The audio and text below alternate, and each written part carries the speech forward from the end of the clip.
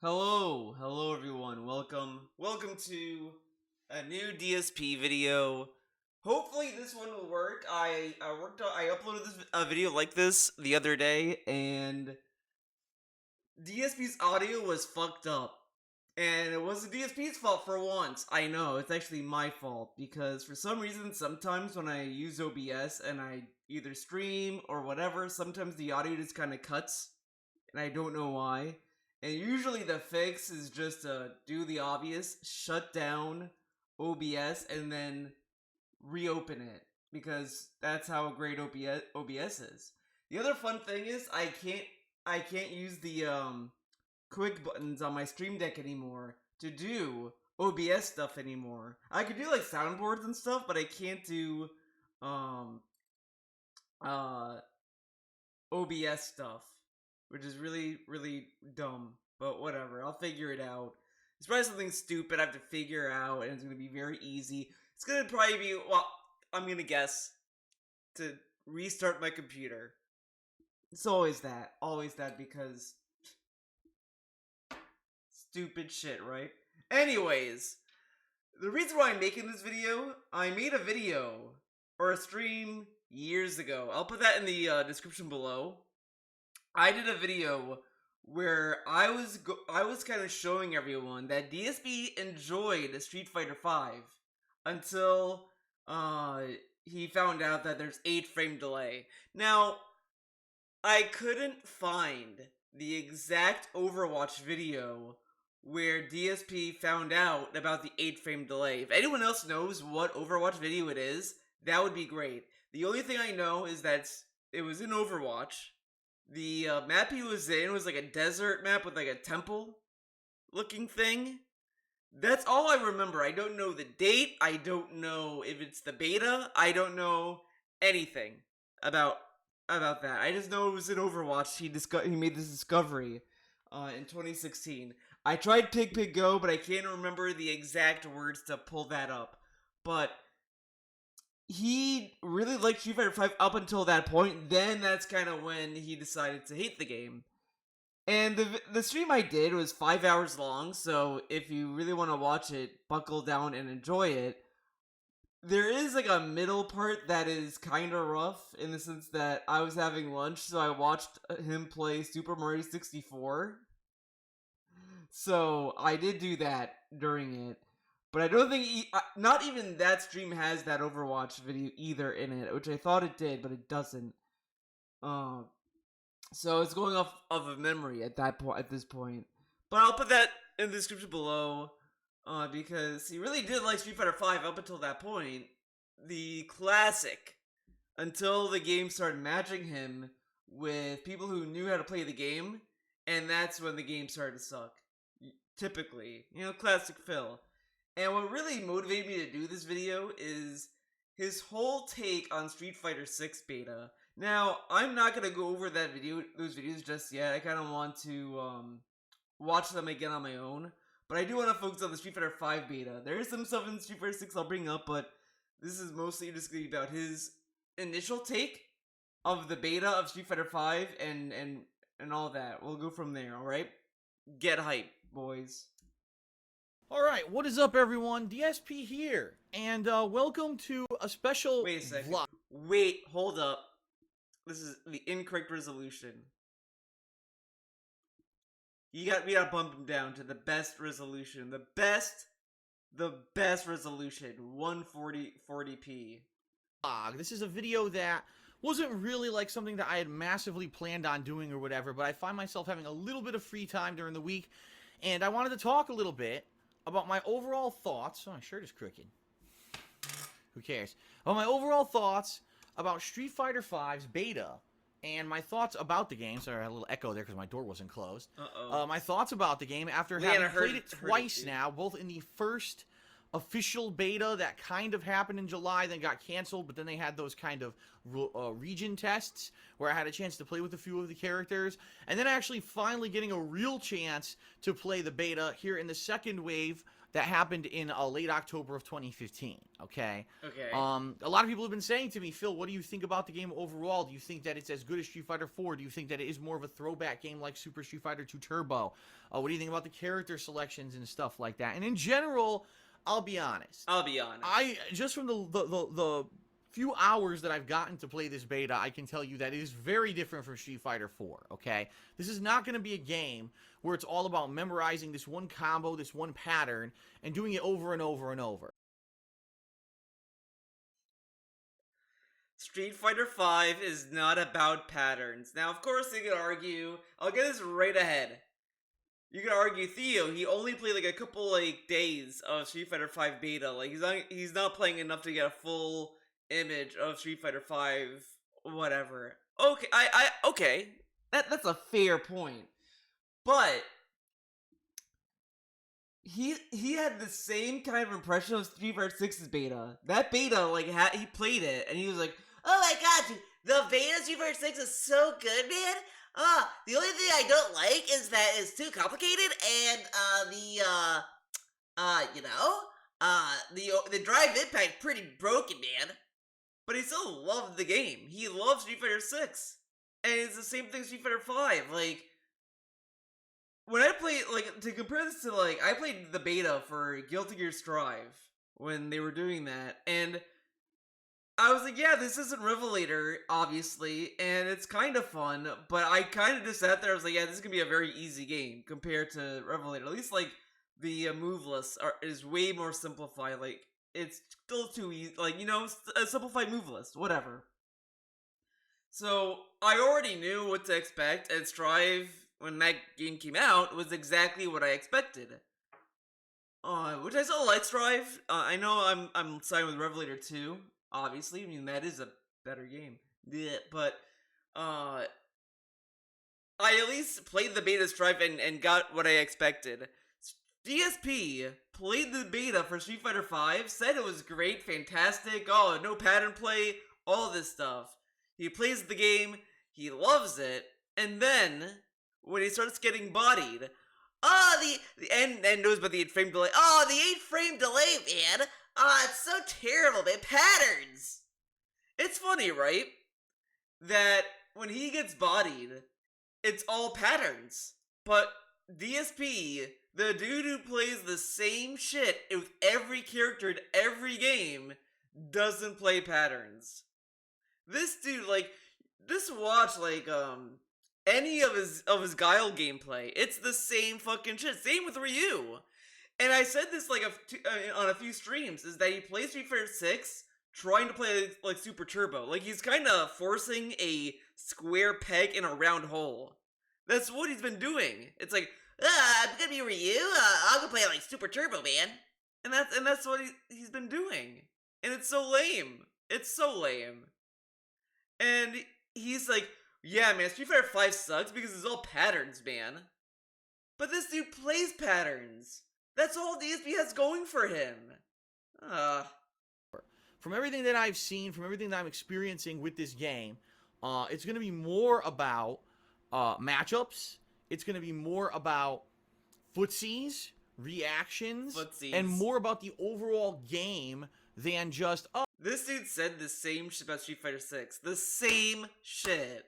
I guarantee you, when the final game comes out, he does the single player content. That's done. And he's just doing the online multiplayer. The second he's doing good enough to get matched with people who are similar to his skill, if not better, that is when he's gonna start hating the game. Oh my god, Street Fighter 6 is terrible! This drive impact pattern play, man! Oh my god, it's awful! Yeah, you're such a good player, man. Drive impact! All that's this gameplay.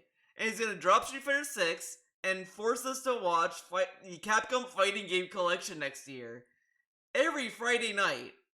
He will not replace that with Street Fighter 6, a new game that's gonna be more alive. He's gonna like drop it and go back to the Fighting Game Collection because he needs people to body, to validate himself. He can't play a fighting game and lose a good portion of the matches. Because that would be terrible. So I guarantee this dude is gonna he's gonna sing his praises and say how good Street Fighter 6 is, but then when the game actually comes out and he starts getting bodied, that is when the game's gonna suck ass. It's terrible. It's for scrubs, and it's gonna be pattern play and all that bullshit. We will eventually be getting the meme. I wish Capcom needs to stop giving support and DLC to Street Fighter 6. Where's Street Fighter 7, man? Where is it? He's gonna say that the year after Street Fighter 6 or a year or two. Because this dude is such a baby. And he's gonna keep falling for the Street Fighter hype the whole time. And it's gonna be sad and funny at the same time. Oh, I have a character. I've memorized this one top tier strategy that works with everything, and I just do it every single match no matter what, and I win. And unfortunately, that was a lot of what came out in Street Fighter 4. You would find your character and this one really great combo and or strategy that you could use over and over and over. Dude, this is the same shit he said about 5. The same shit. And he's saying it about 4. And you look at him now, Street Fighter 4 was like a better game, man. Street Fighter 4 is great. Street Fighter 5 sucks because of patterns. It's like a conga line of like, hey, watch, Street Fighter 7 comes out. Street Fighter 6 is about patterns. Street Fighter 5, at least it's kind of fun, man. I guarantee this dude is gonna retcon Street Fighter 5 at some point. I mean, I'm not gonna be 100% sure on that, but I am gonna be 100% sure he's gonna shit on Street Fighter 6. That is for sure. But watch, he's gonna like walk back Street Fighter 5 when Street Fighter 7's around the corner. And you could do it in a ton of matches, and it would dominate most of the cast, right? And I don't know if that's going to be the case in this game. This game might actually be more of a throwback to the original Street Fighter games, where every character has a good or bad matchup depending on who you're fighting. And yeah, there is a way for every character to win every matchup, but you have to really like play the hell out of your character to learn those matchups, and you almost have to understand every single character in the game to know exactly what to do. Now, I could be completely wrong. Keep in mind, the little that I've played, I certainly haven't gotten an extensive amount of matches or whatever, because the matchmaking of the beta has had a lot of problems. It seems like every time that I scheduled a block of time to play these betas, either the matchmaking wouldn't work, or all of a sudden now they're doing 12 hours of maintenance, which they originally hadn't planned earlier in the week, and stuff like that that kind of didn't allow me to really play as much as I had originally wanted to. But from what I can see, the game does seem like it's going to be more about fundamentals, it's going to be more about reactions, and it's going to be less about... The meme, man. Oh.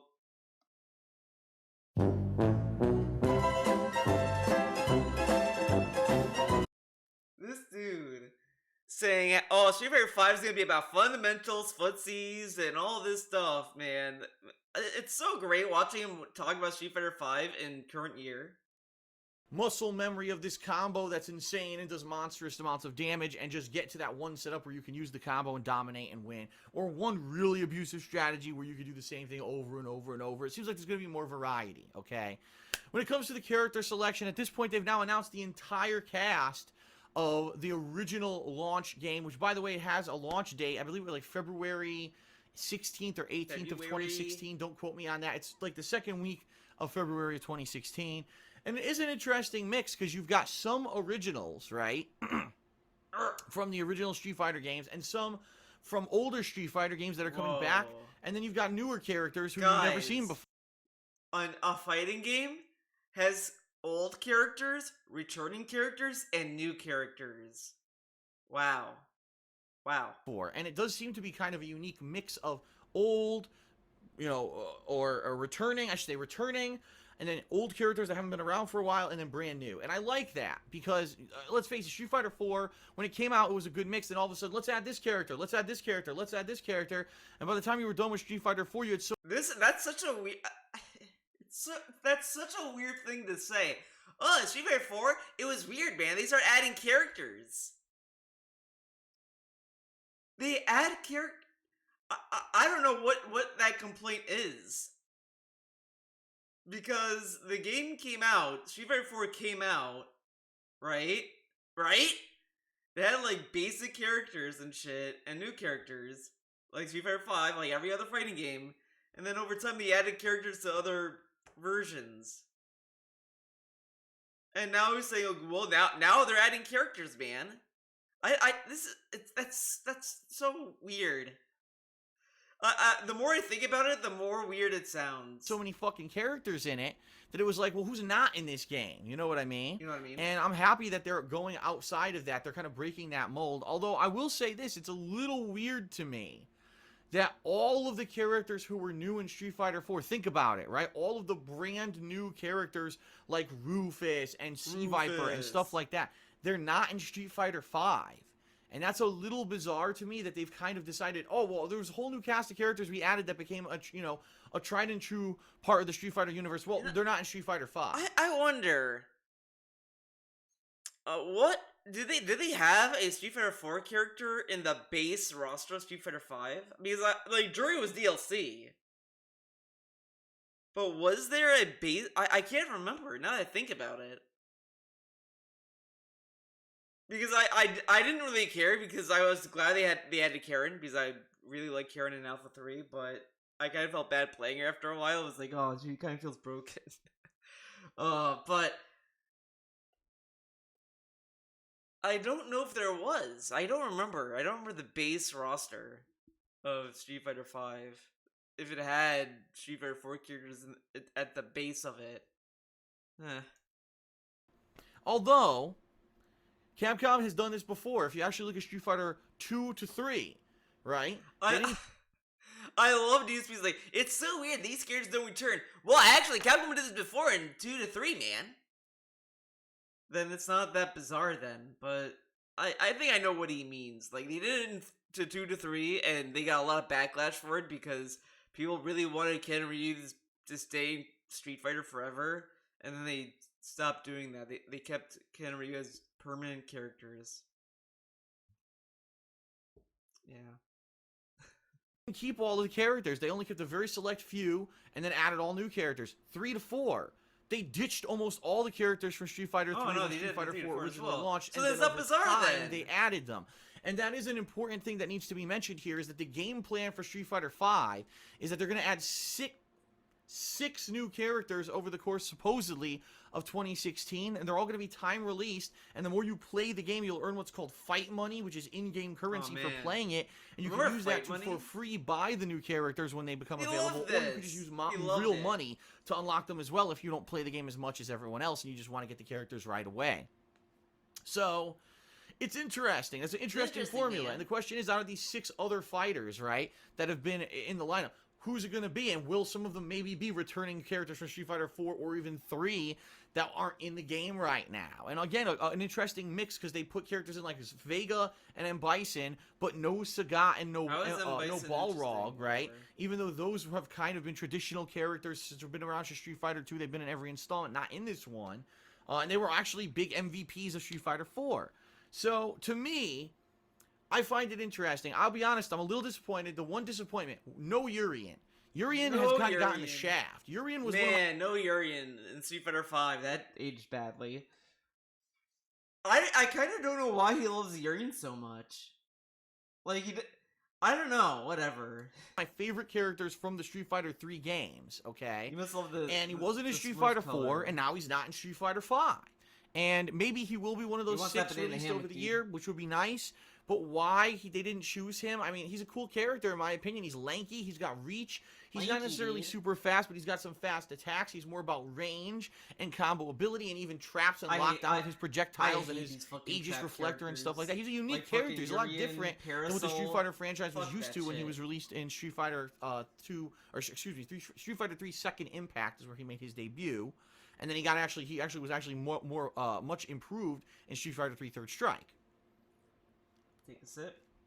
So out of this cast of Street Fighter 5, my biggest disappointment was no Urien. I'm also very shocked to not see characters like Blanca, right? Like, I thought for sure we would see Blanca. No. And a lot of people are saying, well, Laura seems like she has a lot of moves similar to Blanca. Okay, maybe. We'll see, I guess, when we get our hands on her and we actually get to mess around with that character a little bit. Geef, I'm very happy Geef's in the game, because I'll tell you, Geef has been like one of my bread and butter characters. Not to say that he's always been super high tournament level worthy, but I just love him. He's just an interesting character. I love him, man. I love Geef. He really loves Geef, man. He loves big burly men. He's got range Nothing and great wrong with normals. that, by He's the way, terrible but, with, against projectiles, but he has ways around them. The grappling ability, his combo ability in every game has actually been pretty decent. So I like that Zangief character is very unique, and I'm happy that they did actually sneak him in there. At the last minute, he was like one of the last characters announced, right? How do they sneak him in? I kind of... Overall, He has been whatever. the system of the game, where you have your regular super meter, which you can use to do EX attacks, and you can build it up to do a super. I like it, but I certainly get the feeling there's going to be some characters where you're always using those meter burn attacks, and you never get to use their super. And there's going to be other characters on the flip side, right, who are going to be, I don't need their EX moves. Their EX moves aren't very good, but I'm going to build up that super because that's a huge potential to do like a combo, right? And this is the difference. I kind of feel like that's with any character, though. Between Street Fighter 4 and 5. Street Fighter 4, you had your revenge meter, which you could do your ultra, and that was the one that typically everyone ended up using during a match. A super, not so much. Maybe once in a blue moon you would use your super meter to do a super move. You would use that mostly to do EX moves, and then you use your ultra. In this game, I don't think that's going to be the case. I think you're going to have to really pick and choose between, do I want to use EX moves or my super? Is the risk reward worth it? You know what I mean? That might be the point, the V skill. It's hard for me to say an overall opinion or give an overall opinion on V skills because they're so different. Some characters have a maneuverability move, some characters have a move that absorbs a fireball, some have a special attack, and really, during this beta, I don't think it's really been fleshed out. I think the V skills were a waste of a button. I think they should have just kept focus abilities, because the thing that sucks about V skills is that a lot of characters just have garbage V skills. Straight up garbage. Like, I don't know anyone who is able to pull off Mika's V skill 1 or 2 fully, because the only way I would see people use it is just to get that armor, which he does like the first part of it, and then just use the microphone as the damage or whatever. But I've not seen anyone like do the full speech and then do that massive grapple that buff it. It buffs your grapple. But I don't know, but it's like trash. It's like they could have given Armika anything else, and it would have been better than what it was. I just don't, there were a lot of characters that had V-skills that were just kind of garbage. Like, you could have just removed it from the game, and it would be just the same, you know? So I didn't really like V-skills because of that, and it also ruined... Like, Sakura had this one move I love doing in Street Fighter 4, and they made it a V-skill in Street Fighter 5, and it's like, why? This should have just been a move. Like, why make it a V-skill? Whatever. To the fullest, how these V-skills are actually going to be used or utilized, at the high level. Which is why I like what's the going to Drive end up Impact happening is once the game finally gets released in Seems, February, and we get our hands on a version of the game where we don't have to sit there and wait in training mode to get a match on, with matchmaking and all that, that we're going to finally get to try these out in all competitive situations and see what the viability is. Maybe some of these moves could blow through supers. Maybe some of these moves really just negate a whole strategy of gameplay. We won't know until we actually get our hands on the final build of the game, okay? I really do like the visual style of the game. At first I was skeptical, but then when I've started He loves the visual style of Street Fighter 5. Talk to him now. Oh, the visual style of Street Fighter 5 is awful. He goes with the meme. A lot of people dogged on the way the game renders hair. Like, look at Ken. Everyone says Ken's hair is like bananas, and Alex's hair is like French fries. Like, DSP regurgitated those opinions, and I kind of was like, Street Fighter 5 looks fine. I just kind of like Street Fighter 4's over the top kind of goofy animations, and and that kind of shit. Street Fighter 5 just kind of looked whatever. But yeah, DSP hated Street Fighter 5 now, but back then he was like, yeah, man, the visual style is pretty cool, man. I mean, even with Chun-Li, they finally made...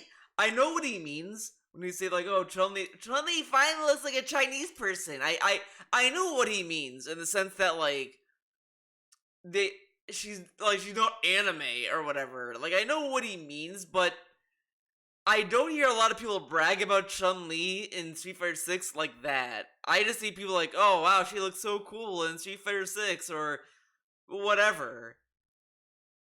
But yeah, DSP the only dude that's like, oh my god, man, Street Fighter 6, she looks like a person now!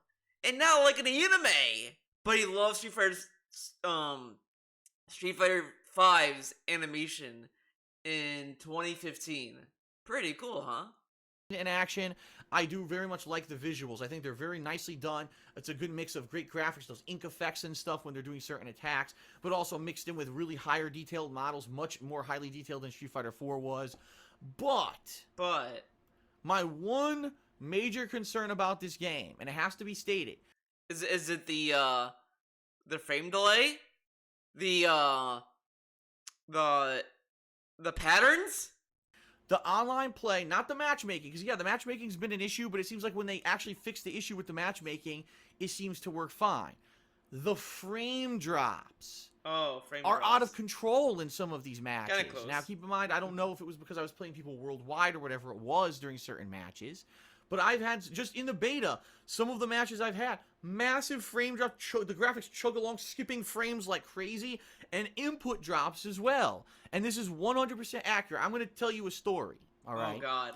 Back when GGPO netcode was first It's created, a story. in Oh, what was it, no. the early to mid 90s, the Cannon brothers, the guys who were behind The SRK Cannon and brothers. Evo and all of that, one of them wrote the code for GGPO, and he really wanted to get the netcode out there, and he wanted to sell it to Capcom so Capcom would put it into their games. So they had threads on shoryuken.com about it, and I started playing games that had GGPO netcode. In particular, they had Super Street Fighter 2 Turbo and a few other games you could play over emulators over the internet using GGPO netcode, okay? Okay. And the majority of people had this wool pulled over their eyes where they thought it was like the best thing ever lag-free. And it wasn't. I actually had definitive proof where it would drop frames of animation, it would drop inputs, it would have rollback, right? The holy trinity of bullshit when it comes to fighting game gameplay. Now, I really want to know what this evidence looked like.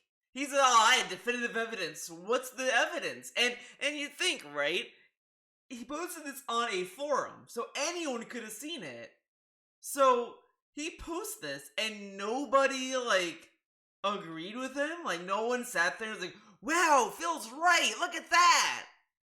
Because I guarantee his proof is just his text. It's just him telling them that this happened. He has no proof that it happened.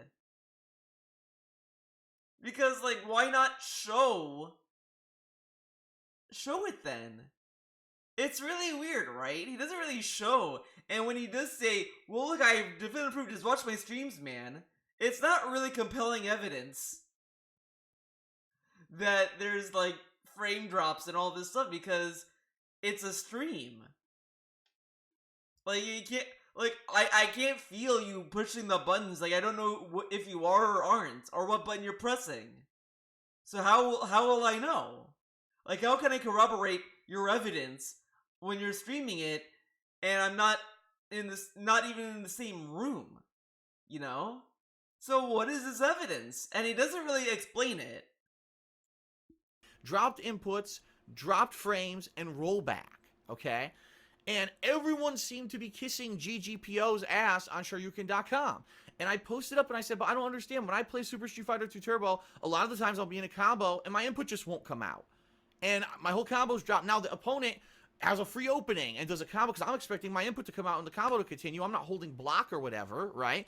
The opponent just mashes out or does something and blows through my move now because my combo dropped. Same thing with dropped frames. If dropped frames happen, you can't see every frame of animation. You can't react to what's going on in the game, and someone could get cheap hits or continue a rush down or whatever because you can't react because you cannot see every active frame of when you have an opening to do something. And of course, rollback, I think everyone knows how bad rollback is, where it shows something actually happening in the game, it takes it away. So it actually show health disappear, then it reappears and resets. It's garbage, and it does not belong. That's the worst fucking thing ever. And I posted up on sure you. I guarantee he says how that's bullshit. But if he had it his way, where that doesn't happen, he would complain. "Well, this is incorrect, man. I blocked, and it said that I lose health. You know, they should have a system where it takes it back, man. It should realize that the connection is not stable and take back the move." I guarantee he would say that if it was the other way around. But since it's not, fuck that. That's terrible, man. .com, and I said, how are you guys all kissing GGPO's ass? How do you not realize this is in it? Every time I play, I experience it. And not to say that I had the best internet in the country, but my internet wasn't bad. I still had cable internet and everything back then. And I was like, I don't understand. And I got banned from shoryuken.com. And when I questioned Shoryuken.com staff about this. I have all a right? feeling. I have a feeling he was banned for other reasons, like everything. He probably said some like risky words or whatever, and they're like, yeah, okay, bye. And it just happened to be in the same post where he was crying about rollback. So he probably assumed it was that. My answer was plain and simple. They said, we're not going to publicly say this, Phil. And then they tell him that? Hi, Phil, we're not gonna say this publicly, but, like, dude, if I got that fucking response, I would've made that public. Because what kind of response is that? Someone just texts you, we're not gonna say this publicly, but you're banned. Okay? Like, what? Before YouTube or whatever, where I had a voice to be honest and speak the truth like this. And I was told, well, we know that GGPO netcode drops inputs frequently, drops frames of animation frequently, and has rollback, and that's bad, but we're trying to sell the code, and since we're trying to make a buck, we don't want anyone to know that there's actually problems with it, and since everyone else on Shoryuken is so dumb that they're kissing our ass, we're banning you from the website. I'm sure they said that. And that's actually where I left it with them. I never really actively went back and tried to be a part of the Shoryuken. They told a dude, they're all stupid, right? Why? Like, think about it. You're making an email or whatever to someone. You're not concerned that this guy might show the email? Like, what if they emailed the wrong guy? And the guy was like, look at this, guys. They think of this of you. It's that this story is like kind of nonsense, because you really have to assume that these people were this way, and it's kind of hard for me to even believe that, because I wasn't around then. I wasn't on Shoryuken.com, dude. Community after that, because I was like, these guys are out to make a buck. They're not out to. And that's actually where I left it with them. I never really actively went back and tried to be a part of the Shoryuken. I can't. I didn't make. He did not try to reconnect with the Shoryuken community. You were banned, DSP. How would you reconnect with them? You were banned. Community after that, because I was like, these guys are out to make a buck. They're not out to actually provide a quality product. They're not out for the good looking for the gamers. They're looking to make a buck for themselves. And so when I heard they were going to use this rollback GGPO like netcode for Street Fighter V, I said, uh-oh, here we go again. Because does it? But yeah, but didn't Street Fighter 4 use that too? So why was it all they're using Street Fighter 5, man? Like, at this point, like, it was the go-to netcode. Face it, when you play this, it's not slow motion, right? The game doesn't run in slow motion. The game doesn't actively show all the time lockups or stutters. But I can tell you, when I'm playing, all of a sudden, what happened? Or how many times I was playing, just this past time I was playing the beta, and someone did a random super. I did nothing. I just stood there holding down back, and the super hits me. And what that means is that the game dropped my input. He did down back. Down back is a crouching block. What if the super is an overhead, though? To block. And just decided that, fuck it. And that's the netcode we're going to have for Street Fighter V.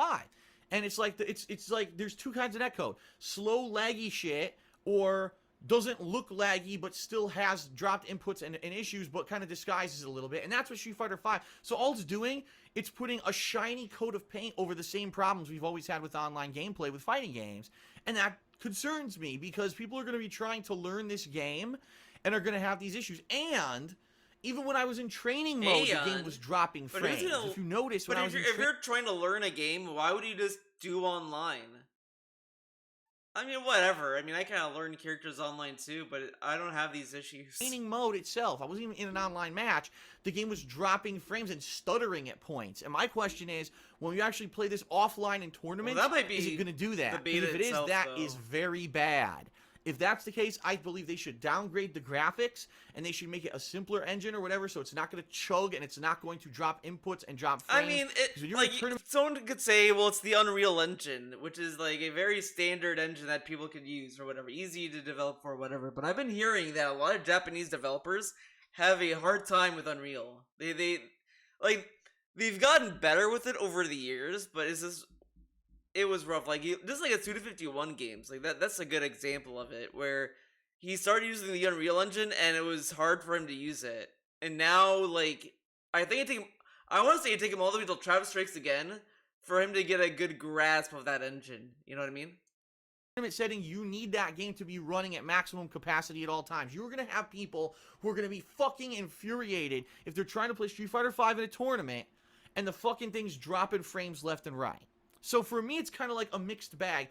Every time I play Street Fighter V, I seem to like it a little more. I'm getting the game a lot more now. It's not about little, rinky-dink pattern combos. It's more about the overall gameplay, the spacing, the footsies. It seems like it's going to be about matchups. It's going to be kind of more like old school Street Fighter than Street Fighter 4 ever was. Okay. Street Fighter 5 is going to be more like old school Street Fighter. Maybe that's why he sucks at it. Maybe that's why he was getting bodied, because it's like old school Street Fighter. Okay. And I like that. I like the fact that the characters are a big mix of old and new. And look how positive he is about Street Fighter 5. It's just like how he is with Street Fighter 6. So positive about it. Oh man, Street Fighter 6, man. And I remember when this game was announced, or even before, actually, he was like, I don't know, man, Street Fighter 5 was such a bust, man. I don't know if I'll even care for Street Fighter 6, man. Capcom really lost their way, man. They have to, really show me that Street Fighter 6 is gonna be good, man. I don't know, man. It might be the first time I don't play Street Fighter. They put up, a little trailer for Guile. Street Fighter 6 looks so cool, man! And even before the beta, he was, hyping the fuck out of Street Fighter 6. He was, dancing for it. He was, saying, oh, it's going back to its roots. Capcom learned their lesson from Street Fighter V, and they're making a good game again, all this stuff. He plays the beta, in the heat of the moment, dude. This game is terrible, I don't know how to play it, man. And I got my favorite clip. I might make the clip at some point. Street Fighter changed, man. And I love that he says, I think it was, Monday's pre-stream, he said he responded with all these people bringing that up, saying, well, it was the heat of the moment, man. I was angry. I didn't mean it. Yeah, I say this, but it's because I'm angry. But DSP was waiting for a match. Depressingly said it has changed. It is not for him anymore, or whatever the fuck. All that stuff. And he's like, and that was because you were angry? Okay, dude. I'm sure we're gonna hear a lot of praise when the game finally comes out, right? He's gonna love it for a month. A month. And then the second he starts getting matched with people who know how to play the game, that's when it's gonna start to suck, and Capcom needs to make Street Fighter 7. And he might play that one, guys. Returning characters we haven't seen for a while, and I've liked what I've seen. But I am very concerned about the netcode and the frame stuttering and stuff like that, and to see how it will actually... the truth is we won't know. We will not know anything about how the end product will operate until February of 2016 when we all get our hands on the game and we actually get to play it, right? We'll have no clue what's really going to happen with that.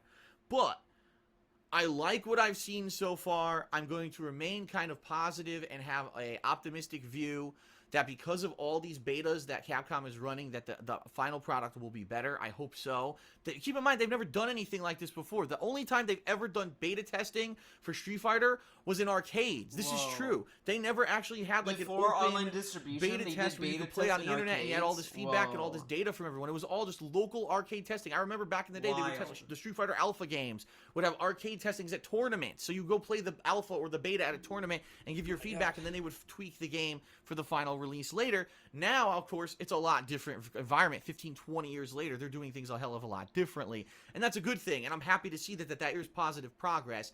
And I have my fingers fucking crossed that this thing comes together in February and it's a solid game, and maybe it can reinvigorate things, because Street Fighter's been stale. I don't care what anyone says. Oh, Evo numbers are up.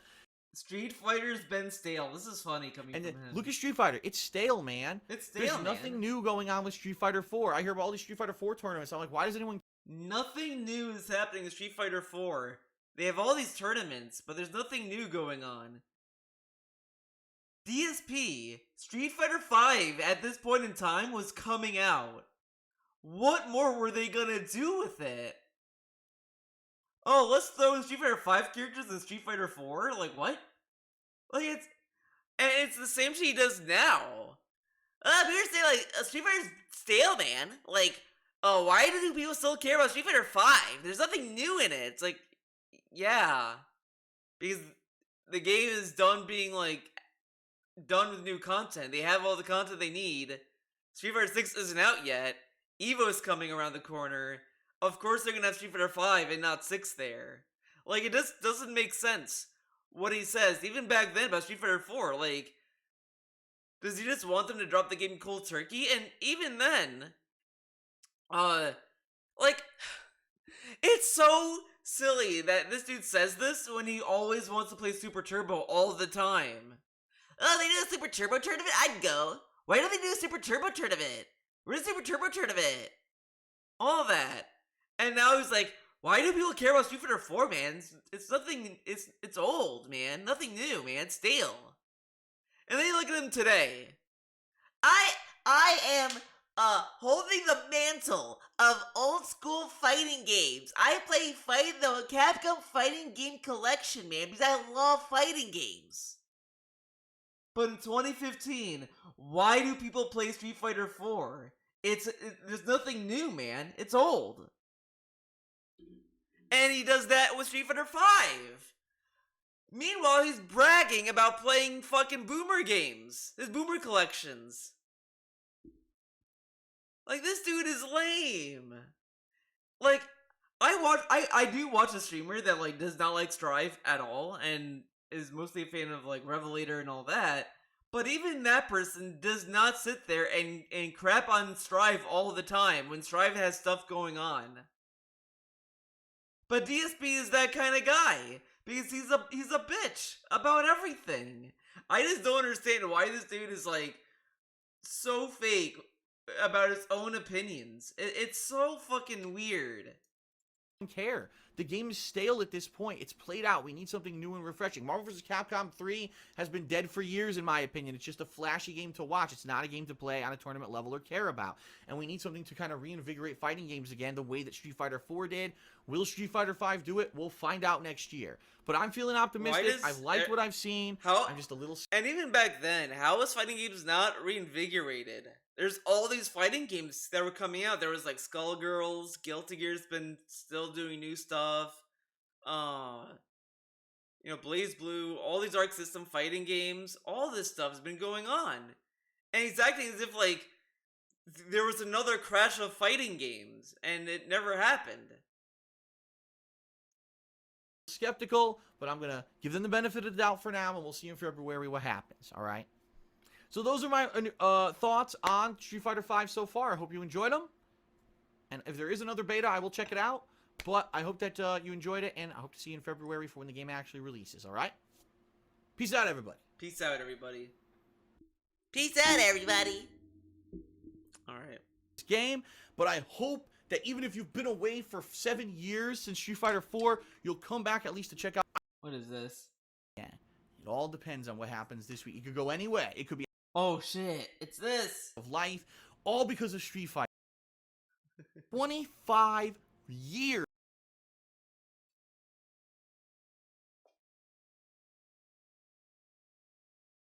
Three games that are way different that I'll be covering in far more depth and detail next week's Week in Preview. I'll explain all that.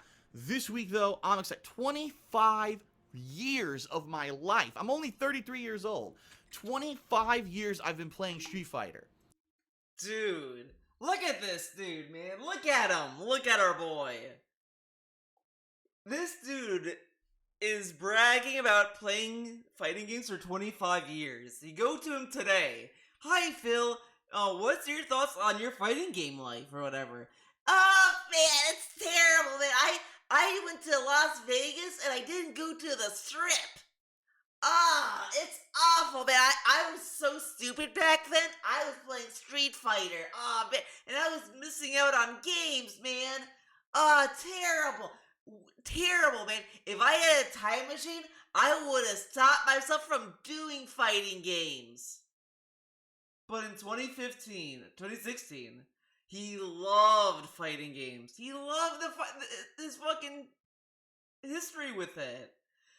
And it's so lame that this dude is shitting on his past for going to doing Street Fighter tournaments. Like, it's really lame. It's really lame. Because I can understand, like, yeah, you want to, if you reminisce on how you were as a kid, yeah, you'd cringe at what you did as a kid and all that stuff, but I've not seen anyone sit there and like actively shit on what they did as a kid, you know? But DSP is sitting there today in 2022 saying how awful it is that he played Street Fighter, that he did all these tournaments. And it's like, you went to tournaments, dude. Like, that's not something, you're not like happy about that? And they said, well, I didn't do touristy stuff, man. I just was in a building all day playing Street Fighter. Yeah, with other people. It's really like stupid and kind of like I don't want to say insulting because it's not really insulting anyone. But is this lame that he looks back at his past and just fucking hates it for no reason? Here he's like happy about it. He's hyping himself up. I mean, sure, of course, it's to like market the Street Fighter 5 streams in this period of time. But there were more consistent moments in this time frame where he actually was like proud of doing these tournaments, the tournament scene and all this stuff. Now it's like he's embarrassed. And it's just like you think, right? DSP, a gamer, would be proud of doing tournaments in a fighting game. Like, if I entered a tournament for Skullgirls, I would be so happy about that, like, onward. Like, there was a tournament in New York, like a month ago, and I was, like, debating going. I was like, oh, I should go, you know, fuck it. Hey, if I lose, whatever. I mean, like, how many times will I see Skullgirls have a scene in, like, in the East Coast, right? And I was like really debating it. The only thing that deterred me was that it's such a long drive to get there, and it's like I don't really want to do this drive. But I was debating it. And DSP is like, man, I did all these fighting game stuff, man. Ew. And it's like, why are you fucking hating on it? Like my friend, he entered a Blaze Blue tournament. And he lost, but I told him, like, dude, like, you entered a tournament and you did pretty good. Like, that's like enough. Like, yeah, you didn't win, but dude, like that is kind of cool. You entered a tournament, you went there with your fight stick, and you know you played. Like that's more than what anyone could say. You know, or whatever. Like you liked the game. Like it was Blaze Blue. He liked Blaze Blue. He made Hakumen, and he did pretty good. So it was like I told him like, dude, like you entered a tournament with your main at your favorite game, like that's pretty cool. But DSP is like, hey man, I did tournaments. Like it's really scummy now, especially that he looks back at it in disgust, but then brags about it at the same time in the same sentence, and it's like, what the fuck, dude? Like you want to say how you matured and how you hated it, but then when people are like, yeah, you're irrelevant. I placed in tournaments, man. Like, come the fuck on. Sometimes it's been way more hardcore than others. Sometimes I was full force into the pro scene, and sometimes I was just playing it casually from time to time. But Street Fighter, I would be remiss and I would be a liar to tell you that Street Fighter is not a big part of my life and has not a big part of my life. I've traveled to places in the country. I've met people from all around the world of different cultures, different walks of life, all because of Street Fighter. And it comes full circle this week with Street Fighter 5. How, like, happy he is? Like, oh, I met all these people in the fighting game stuff and all this stuff, but now it's like he hates it.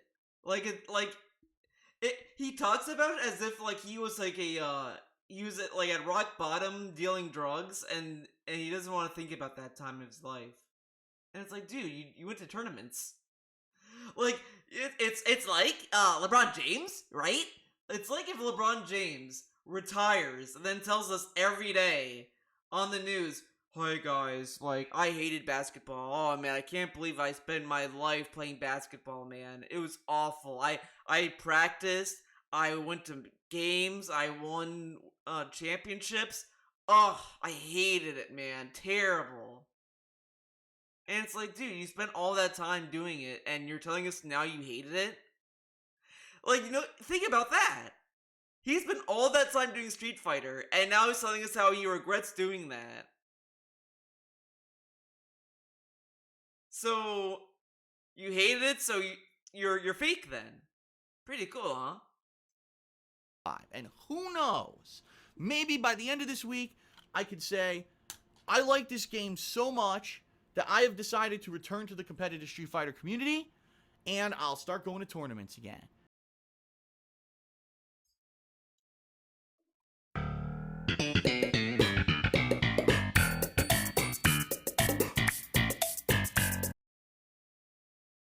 This dude, man. Now he tells us, I would never go back to the fighting game tournament scene. They hate me, man. It's terrible. It is toxic and ugly and ew, awful. back then, I might go back. I might go back, man. This dude, it's like, it's night and day. It really, and he tells us today that he was depressed back then, and back then it felt like a job and all this stuff. But he was like pumped. This week in preview, he was like happy about Street Fighter V coming out and teasing going back to the tournament scene, which we knew was bullshit anyway. But he was like so happy about everything. And now he's telling us that, oh, well, back then I was depressed. Now I'm really happy. But today he's more upset about everything. And it's really silly and like scratches my brain, dude.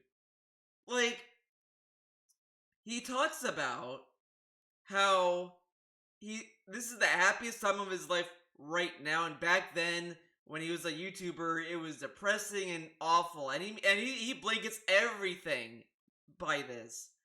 But in 2015 he was happy, 2014 he was happy, 2016 he was happy, and all this stuff. He was pumped up for games and all this stuff. Now it's like he looks miserable. Like, he seems more now that he's doing a job than he did back then. And he always tells us today, I just want to relax and play games. DSP, I thought this was your job. Why are you relaxing? It's like you go to work and you tell your boss, man, I just want to relax, man. Why can't you just pay me and I can just relax? It's like, dude, you're at your job, dude. Come on, take it seriously. Oh, man. It all depends on what happens this week. It could go any way. It could be, I love the game, I hate the game, that game doesn't even fucking work, the game's the best fighting game ever made. We won't know until this week goes down. So, I'm excited. I hope that you're excited. I surely hope that you will spread the word that DSP is back and is covering Street Fighter V for a full week in full force. Street Fighter 4 was the game in 2009 that on my old YouTube channel, Darkside Phil, put me on the map on YouTube. People knew. This was a massive meme back then. He said this about every game he played. Every game. Batman Arkham Knight comes out. Well, Batman Arkham Asylum put me on the map, dude. We're going full circle with Batman, man. And then, like, Fallout 4 comes out. Oh, Fallout 4 is going full circle, man. Fallout 3 put me on the map. This is like a massive meme to the point where he got kind of bullied to stop saying it. Because he stopped saying that immediately. Like, after all this. Pretty funny. I was the guy who was the former pro who played the game. I was pretty good at it, but I raged and I had funny coverage, but I covered it in massive depth, and people loved watching me play Street Fighter. I want to get back there. We'll see how it goes this week with this game. He wants to get back there. People watching him rage and play Street Fighter. You look at him today. I can't play Street Fighter every day, man. I can't do this. I'm a variety streamer. I hope that even if you've been away for 7 years since Street Fighter 4, you'll come back at least to check out this initial coverage of Street Fighter 5. I'm going to do my best for you, alright? That is it, everyone, for the weekend preview. I'll see you next week to talk about multiple games, but this week, the Street Fighter Marathon begins, and I'm ready for it. I hope you are too.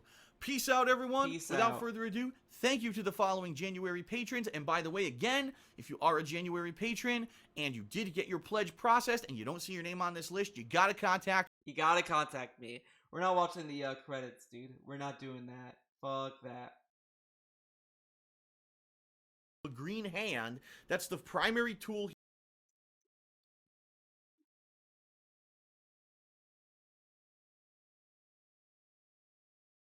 For whatever reason, when I start playing Street Fighter V, the first 1 to 2 hours that I play, I usually get matches like this. Fast, fast, fast, fast. For whatever reason, whenever I enter like my third and final hour of gameplay, the matches slow down. This has happened twice to me now, and this happened last week when I played. I wanted to play with Rashid the most, because I thought I would do the best with him, but I saved him for last and played the least with him, because it took so long to get matches in the final hour. So this week, I'm reversing that. I'm playing Rashid first tomorrow, because I want to be sure to get in tons of quality matches with Rashid. So I'm going to start my stream with Rashid. This is like the major complaint he had about Street Fighter V at this time, was just that the matchmaking was slow. You know, I wonder. I think maybe I could kind of shrink down the scope of where I could find that video of him talking about the frame delay. This is an active thought. Because Pick Pick Go, as I said, I had a hard time. I can't find it. I tried narrowing the search on that, didn't work. But I think what I could maybe do is listen to these, and then listen to when he started talking about frame delay, and then kind of go in between those two dates. That's what I'm thinking.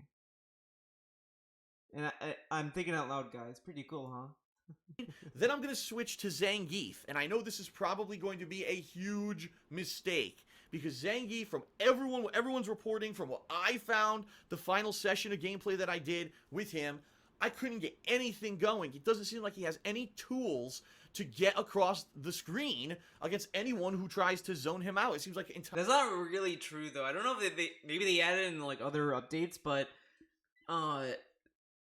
if you do the EX like running grapple he has, or whatever that move is called, that has an armor, and that could get around projectiles. But I guess you never used it. Entire characters can just beat him by doing neutral jumps, and it just seems really bad. Like, Capcom did not make this character well made at all. You know, they took away his primary tool, the green hand. That's the primary tool he used to use to get in. That was his reversal. That was his wake up, and he doesn't have anything like that anymore. So we'll see. I want to play a little bit more with Geef. Then if there's time, depending on what's going on with the matchmaking, I may play a little bit of Nikali. Nikali's kind of the next character I want to mess with a little bit. Nikali. And see if I really focus on him against the better opponents that you're now finding online, if I can do anything with him. All right, now, again, I'm going to say this up front. I fully expect tomorrow on stream to lose more than I win. This is a learning experience stream. This is the point. Me playing better competition, okay? And we'll see what happens. This is going to be something ongoing. As I explained, I'm going to try to play Street Fighter V hopefully once a week, if not once every other week. Now, there are reports that by the end of this month, there's supposed to be the new challenge/trials for each character. There's also supposed to be the boss rush mode and lobby. I don't know who told him that there was going to be a boss rush mode. I really want to know. There's another video that is out of order, and I'm just going to jump ahead to that and then go back to this. But, I don't know who the fuck tells DSP these things, because he says, oh, there's gonna be a boss rush with Street Fighter V. Who said that? Who said that there was gonna be a boss rush mode in Street Fighter V? I've never heard anyone say that. But let's skip to this. I forgot where I wanted to hear it. This is in line. Great. I tried to send messages out this week. I have dry skin here. It's like really itchy. I'm sorry. Oh my Be God. Witcher 3 just to be sure I have enough time.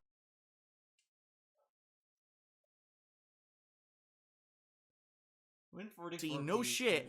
3 times and restart my PlayStation 4 3 times for her to finally show up in the character selection screen. So, it's taken an incredible and painstaking amount of work to get these fucking DLCs to work, even though they should work for Season Pass holders. You would think we'd be the ones who we paid ahead of time. We would be the ones who it would work. No. For whatever reason, NetherRealm and PSN is not working. Look at NetherRealm.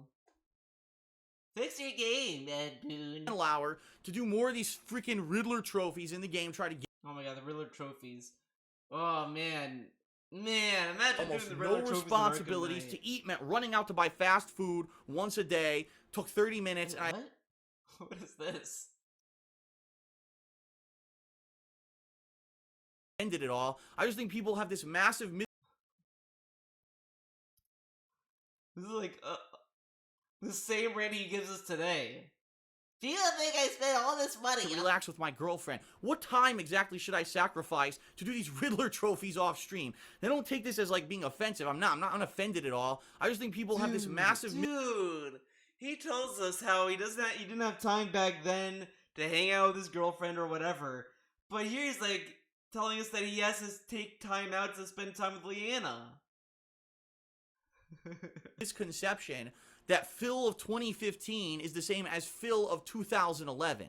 I'm not. In 2011, I lived in a bachelor pad, right? I lived in a small place in Connecticut. I had almost no responsibilities to eat.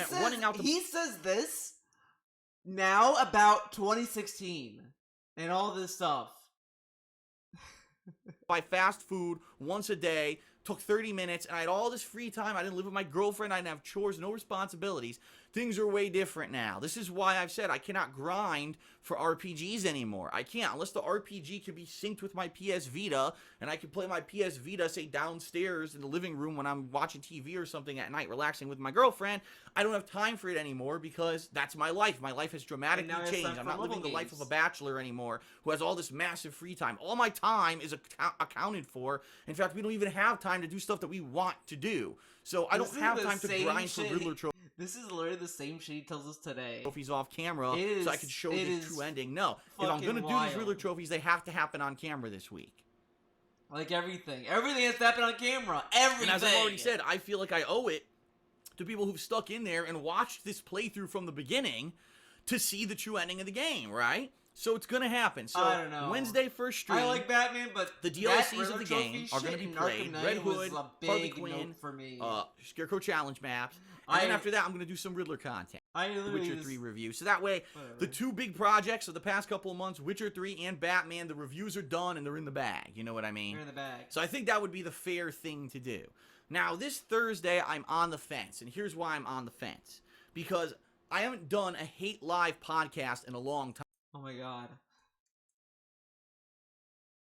Prime Trilogy on my Wii U years ago.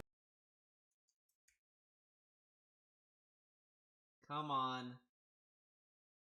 The other one that I would say, Earthbound Origins. This was a game that was announced and released during E3 week last month. Earthbound Origins. Fucking Earthbound. Thursday night, maybe a podcast, or Thursday night may end up being a new playthrough. I'm not sure yet. Okay. Friday. What I want to do on Friday, since on Wednesday was the last day that I played Batman. Friday's main stream for 3 hours. I just want to do the Riddler shit. I want to get as far as I can. The Lego Batman 3 Beyond Gotham playthrough. Oh my God, Lego Batman. That's why we're only doing it once a week. So that's going to be the main gameplay stream for Saturday. This week is going to be Lego Batman preview. But before we adjourn, just to give you a preview of the stuff coming up for the rest of this month. Next week, not this week coming up, the week after, a new Godzilla game is being released. And apparently this is like the real version. This game was released Godzilla game. If you love gaming, but I her own side content. Supposedly it's going to be oh my god, jam-packed week full of new content for you. The week after that, the Street Fighter V beta comes out, and I pre-ordered the game already, which basically means I prepaid for it. I prepaid for the whole game on PlayStation Network, and when that comes out, which is supposed to be around July 23rd, I'm going to be playing the beta for as long as I can. Even if the beta's available for 3 days, guess what I'm playing for 3 days? Street Fighter V. Like, no lie, I want to play the fuck out of it. Look how happy and excited he is to play Street Fighter V. Street Fighter V! Because I'm excited. People are telling me Street Fighter V is just like Super Street Fighter 2 Turbo. Who are these people? These are the same people that told DSP that they're... Like, I want DSP to name these people at this point. Name them! Because this mystery guy has told DSP Street Fighter V is like Super Turbo. I've never heard any... Like, Street Fighter V, to put it into, like, reference, dude... that was like my first like new Street Fighter game I wanted to play because I just got into fighting games with Street Fighter 4, Skullgirls, Guilty Gear, etc. So Street Fighter 5, I was like, hell yeah, finally I get to come into a new game with everyone, right? And I've never heard a single person say, guys, this is like Street Fighter Super Turbo, man. Never heard anyone say that. DSP, the only person I've ever heard say this. So I want to know who told DSP that. Because then that mystery guy moved on to tell DSP that Grand Blue was like fucking Super Turbo. I really don't know who this guy was. Like, who's saying this? Like, he would have been closer saying Grand Blue's like Guilty Gear before saying that. Like, that made no sense. Like, I heard that and I was like, what the fuck is he talking about? How is Grand Blue any. Like, just look at an image and just tell me how it's like Super Turbo. Tell me. Like, who are these people? And then, fast forward to Street Fighter 6, some random guy, some mystery guy tells DSP there's no comeback mechanics. Who said this? Street Fighter 6 is a modern fighter. How would there be no comeback mechanics? Like, come on! And that was one of the things that DSP kept ranting about all day. No comeback mechanics. Yeah, right. Who said that, man? Who are these people? Which is my favorite Street Fighter game of all time, and I'll tell you this, if it is, number one, not only am I going to play the fuck out of it, number two, I may actually consider going to some tournaments locally here, and number three, if I really like it to the point that it is like Super Turbo, you may see me come back in a big way, in a way that I have not played fighting games in a long time, but we'll have to see. Come back in a big way. He's going to go back to tournaments, dude, if you like Street Fighter 5. He hated it, so he never went back. Feels funny, man. So I'm going to talk about all that. Let me explain. I'm going to do a 3.5-hour stream tomorrow of Street Fighter 5. Tomorrow night, tomorrow evening, I'm going to make a new video. It's going to be for KO Games. Care about people who don't have a lot of time to play. They are catering once again to the hardcore tide. I don't have anyone to play with offline to try stuff with characters. This is him complaining about the matchmaking because the game's giving him people that are like his skill or higher, so that way like you're always being challenged. And that's when he kind of started to dislike the game pretty much. And then the 8-frame delay was like the final nail in the coffin. Let's just watch. I think we could squeeze it in the final rant of Street Fighter 5. What is up, everyone? Here on the King of... Oh God. Time to say goodbye to Street Fighter. The King of Vlogs. It still says King of Hate Vlogs on the banner. Pretty cool. All right, let's watch this.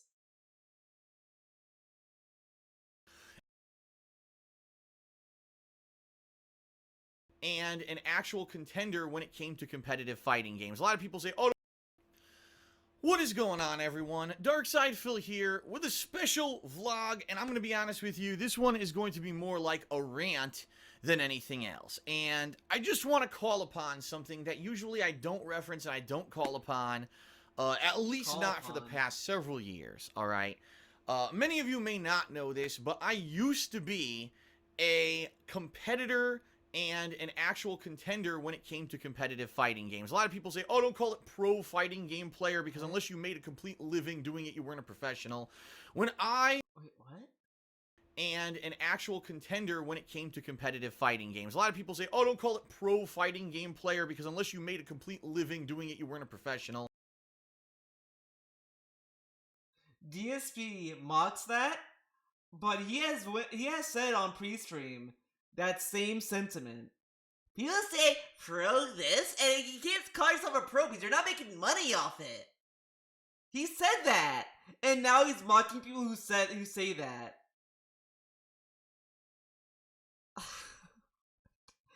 This dude is like, it's really like this DSP is dead.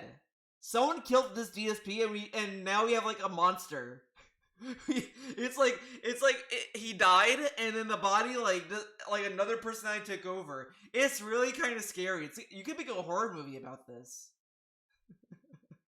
One day, Phil Burnell was a normal guy, a normal gamer, and then he died from gamer attack, and then I don't know, whatever.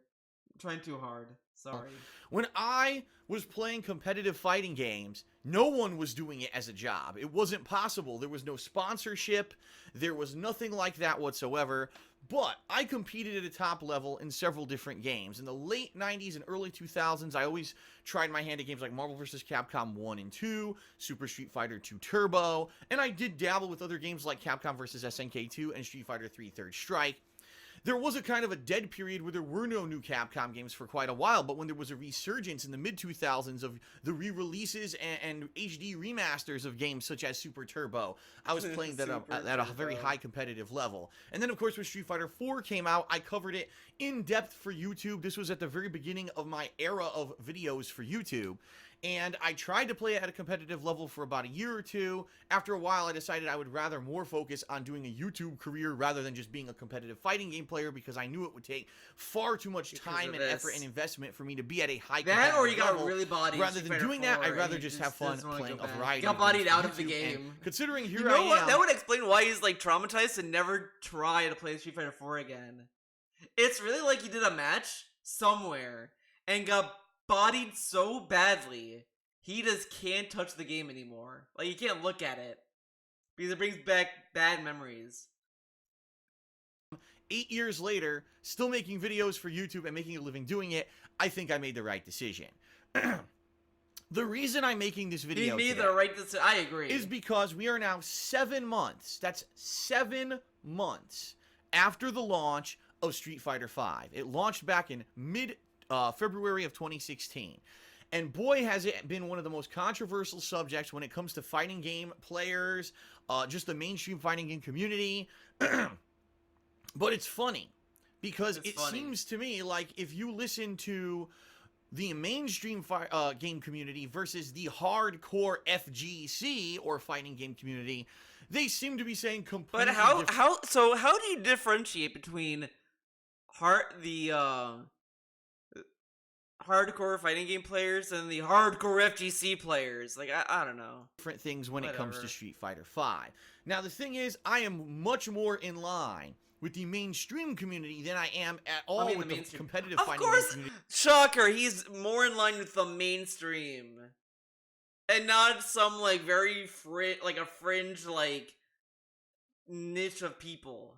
Or whatever. He's the mainstream guy. Like everything. Hey, Phil, do you like ketchup or mustard? I like, let's see, what do the majority of people like? Oh, ketchup! Anymore, because I'm not a part of that competitive atmosphere anymore. I don't attend tournaments, I don't play at a high level, I don't watch gameplay streams, and hell, I haven't even been playing Street Fighter V against a person at anywhere in person ever. I've only played the game online, okay? So everything that I'm telling you of Street Fighter V, all of the things and opinions that are reflected in this video are based upon my wealth of experience playing Street Fighter 2 the day it launched in United States arcades, way back when in the early 1990s, playing every iteration of Street Fighter 2, 3, Alpha, the CVS series, the Versus series, all of them seem to say this game sucks because when it launched it didn't have a lot of content and it has a limited roster, that was like and the online play is iffy for some people still to this this and you know they release all these DLC I have characters. To name every character DLC characters don't seem to that tell you great. how much I like so to Skullgirls. the mainstream gamer, I played Street Fighter V is a flop. It did not appeal. If you actually look at sales double. numbers, all right. The game did not do anywhere nearly as well as any of the numbered entries in the Street Fighter series previously. Wait, Street Fighter 5 did not sell as much as Street Fighter 4 that's been on 4 different consoles? It was even ported to the 3DS? I can't believe that, man. Wow. Particularly the one you have to compare it with is Street Fighter 4, because that one was the last major one, and it was in this same kind of modern era, versus Street Fighter 3 was way back in the late 90s, so you can't really have a direct comparison there. And you have to say, wow, sales numbers, it's a flop. It didn't reach Capcom sales expectations. It did not even get close to the sales numbers of Street Fighter 4. It's a flop. But if you ask the people in the competitive fighting game community, they'll paint a completely different picture.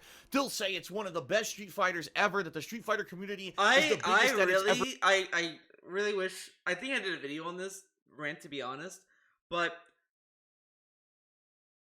I don't really remember anyone saying Street Fighter V was a great game in 2016. Like what he just said, I've never heard that. At most, I heard that, oh, it's a fun game or whatever. Not that it's an amazing game or the best Street Fighter ever.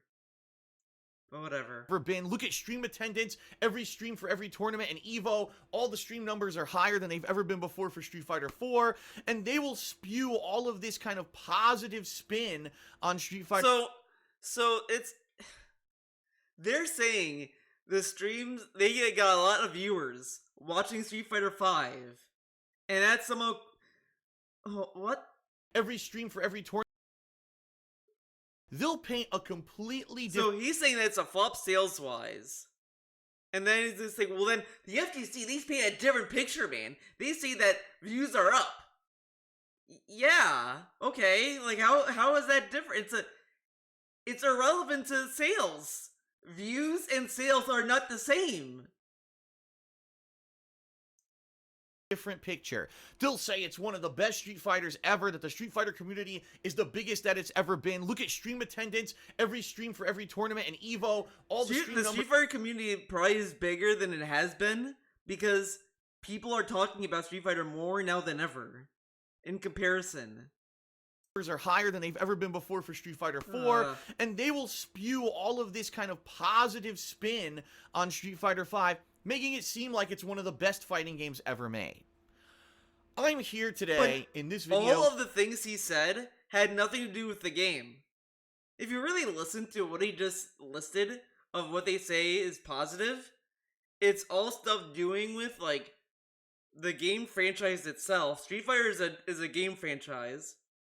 Stream attendance and Evo. That has nothing to do with the fucking game. To spew a little bit of truth for you, because the bottom line is, it's really like he hates the idea that people are just being positive about anything, and including Street Fighter 5 into that. So he's like, no guys, be negative. Hate the game like I do. Because that's what everyone wants to do, right? Waste your energy on being negative? But Theo, you're being negative right now. Well, I am.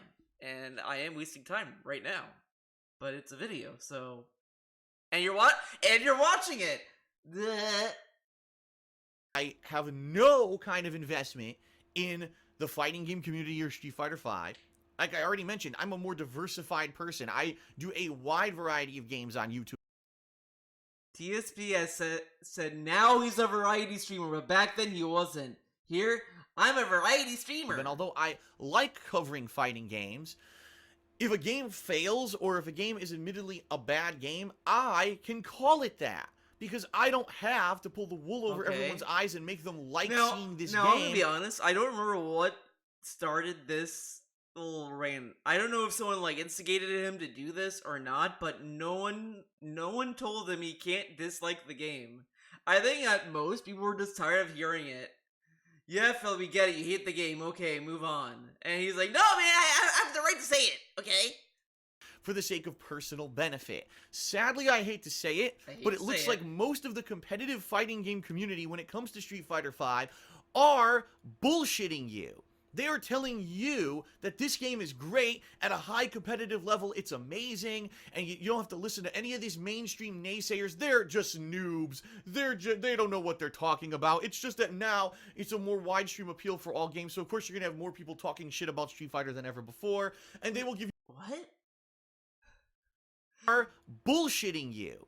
They are telling you that this game is great at a high competitive level, it's amazing, and you don't have to listen to any of these mainstream naysayers. They're just noobs. They don't know what they're talking about. It's just that now it's a more wide stream appeal for all games, so of course you're gonna have more people talking shit about Street Fighter than ever before, and they will give you 5 million reasons why Street Fighter 5 is a great competitive game, and you should watch the streams, and you should watch them play it out. So... he just said that there's a majority of people. Oh my god, this face. Oh my god, this is like a very specific like.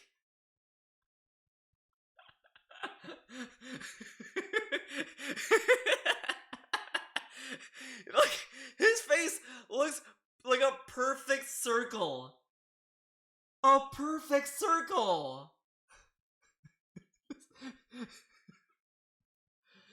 But he just said like there's a majority of people who hate the game, and so it sounds like he's kind of attacking the small group of people that like the game, which is kind of whatever. At the like it's shitty in the sense that like you should not be shamed out of something you like. I said this before about anything, even about if you like DSP. Hey, if you like DSP, like DSP. Like, you should not be shamed for liking what you like. But you know, whatever. You know what I mean? Like, hey, if you want to listen to like the criticism that people have about DSP and that might sway your opinion of him, then so be it. Like, it's one thing to be like, yeah, you have a point. He does suck, and generally feel that way. Then be like, oh, you guys hate him. Yeah, man, I hate him too. Yeah, like, be like honest, you know, like just that. And DSP is like, you like Street Fighter 5? You're a fucking idiot. Like, how does he know that these people are lying though? How does he know this? That's what I'm getting at. On stream, and you should attend tournaments, and you should put money into it, and blah blah blah blah blah. Blah blah blah blah blah. Yeah. Yeah. Bullshit.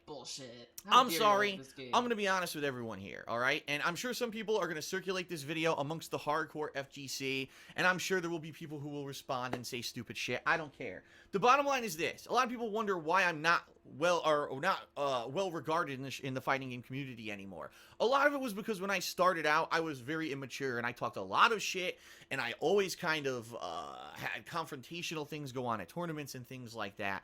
But that all ended around, say, I don't know, I'd say probably the early to mid 2000s. The real reason why I'm not welcome in the fighting game community a lot of times anymore, especially when it comes to places like Evo or anything in California, is because I was always the whistleblower in the Street Fighter community. If there was bullshit going on at a tournament, if there was corruption, if there was something there that just didn't seem kosher, or if the organizers of Shoryuken.com or the forums or the tournaments themselves were doing collusion and other kinds of stuff, I would speak up and call them out on it. They don't like me because of that. I actually got into trouble many times, was permanently banned from Shoryuken.com multiple times, although sometimes I ended up getting unbanned and then, you know, brought back or whatever for whatever reason. Wait.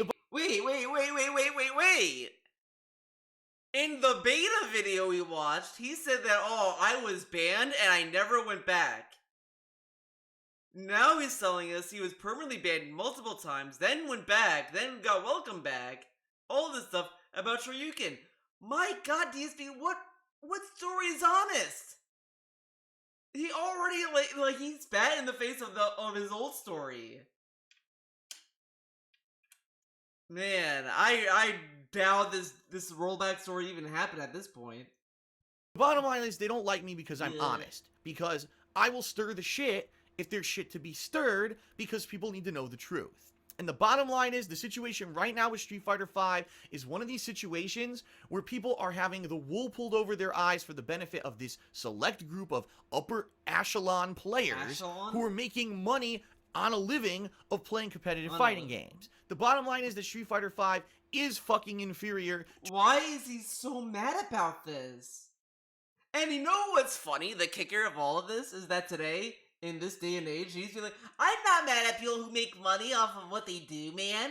Hey man, you want to make money, do what you do, man. That's cool, man. Yeah, man. And now he's like, these people, they're playing Street Fighter 5 and they're making money. To every numbered Street Fighter, the only one I would say that came close to being this bad was the original vanilla Street Fighter 3, which was called New Generation. That one was very broken at launch, but then when they released Second Impact and Third Strike, the game became progressively better over the next couple of years and made it tournament worthy. Street Fighter 5 is not a good game when it comes to competitive gameplay, and I'm going to break it down for you why.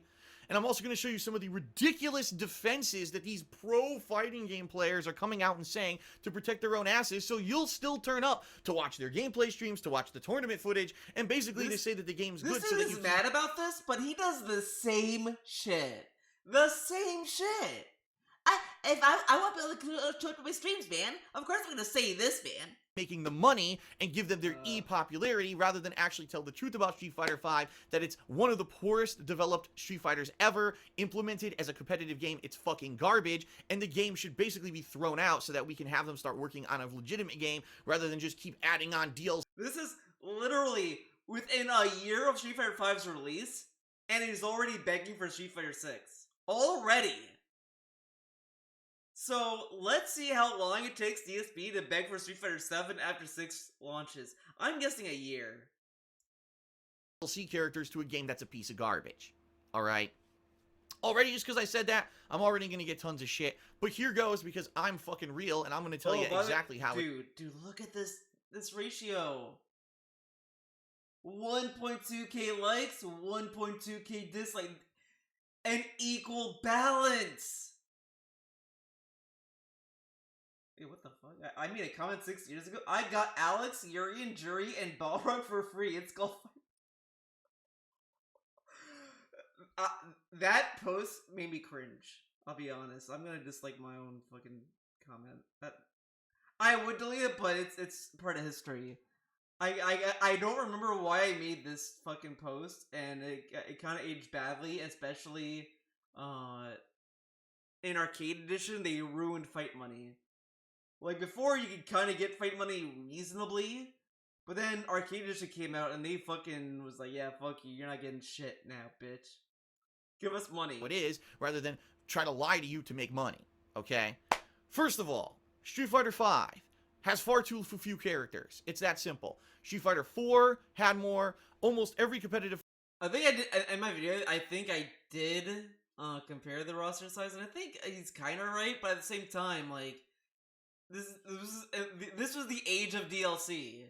So of course they were going to add characters through DLC that's going to be comparable to other fighters. And guess what? It is now, because there's a lot of characters in it.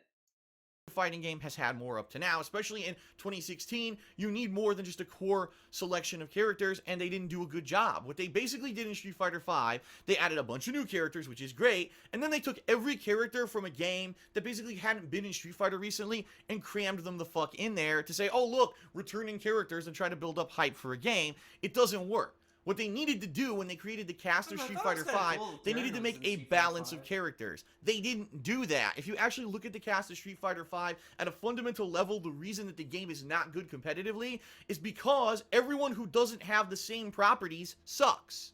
So allow me to explain.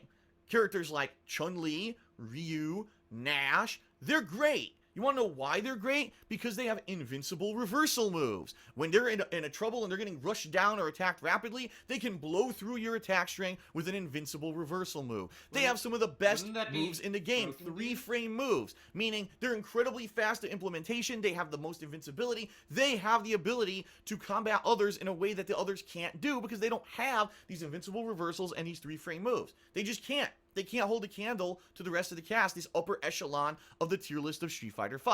Okay? Now, that's logical sense coming to you, and I know a lot of you might not even know what I'm talking about if you don't have a technical mind for fighting games. That's just black and white.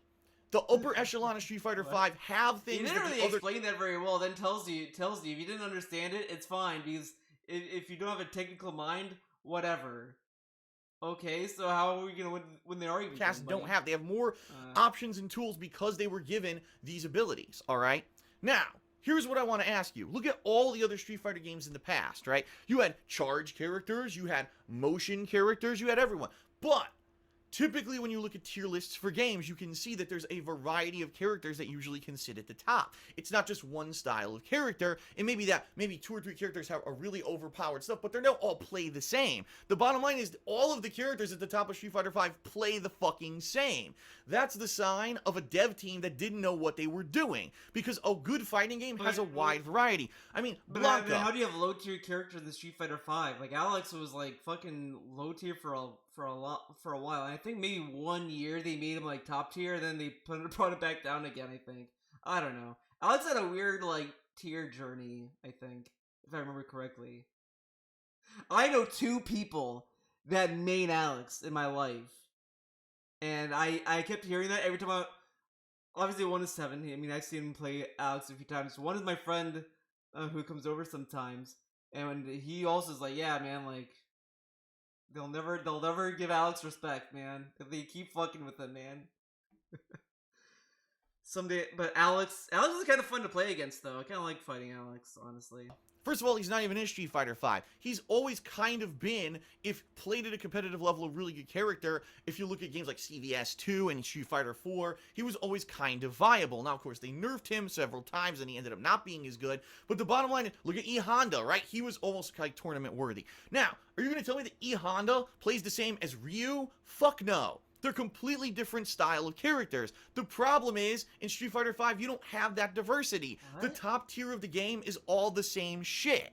And one of the major complaints that people have been giving is that all year they're hyping DLC character coming out, DLC characters coming out, pay more money to get the DLC characters, and then the DLC character comes out, oops, doesn't have an invincible reversal, doesn't have those good 3-frame moves, the character sucks.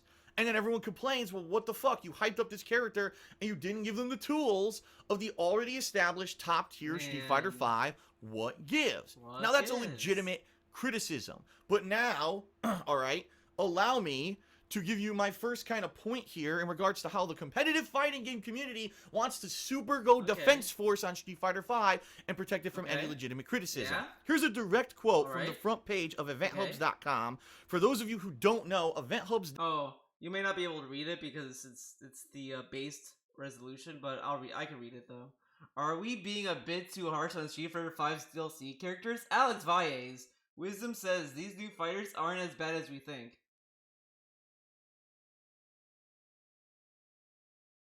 Okay. .com is a major fighting game coverage website.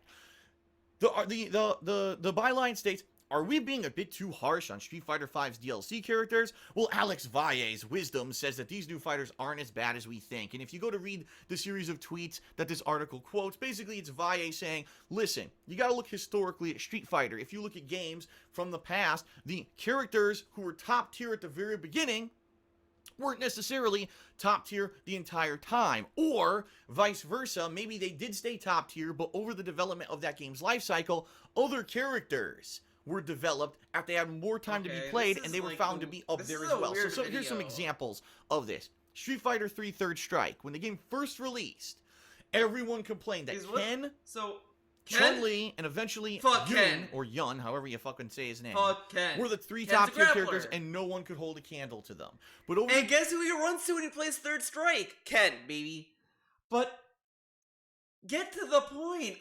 I'm so confused because Alex is because he brings up Alex's point about how that tier lists always change. They're constantly changing every time, which is true. They're always changing anyways. That's why I don't give a shit about tier lists. Like, literally, I don't care. People can tell me every day, oh, Theo, your character is bottom tier. You might as well be telling me, like, Theo, cars need gas? Like, okay, yeah, alright.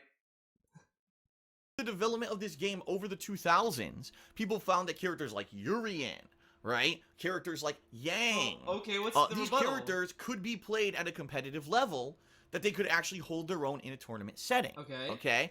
And it is definitely needs to be said, this is a true statement. Also, look at Street Fighter 4. When Street Fighter 4 Vanilla was released, this whole thing Sagat was the most people are being dishonest. And he's saying Alex Valles brings up a truthful statement. powerful character Come on. by far, because he had the Get easy to the point. FADC cancel into a giant combo with Get his to ultra the that did point, insane damage. please. He could even trade his Tiger Uppercut and still get the insane damage. No one else could do that. If they traded, they couldn't get that free damage like Sagat could.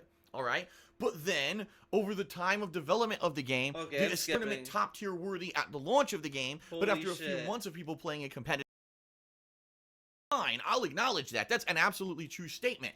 But here's the problem with what Valle is saying. Okay. All of the characters that Valle just described were in the fucking games at launch. Street Fighter 3 Third Strike had those characters in it. So did Street Fighter 4. You didn't pay extra money to get those characters, right? They weren't released later on. So his argument is, oh, well, you just need more time with those characters. Okay, but I had to pay money for those fucking characters to be in the game, in additional to the $60 that I already...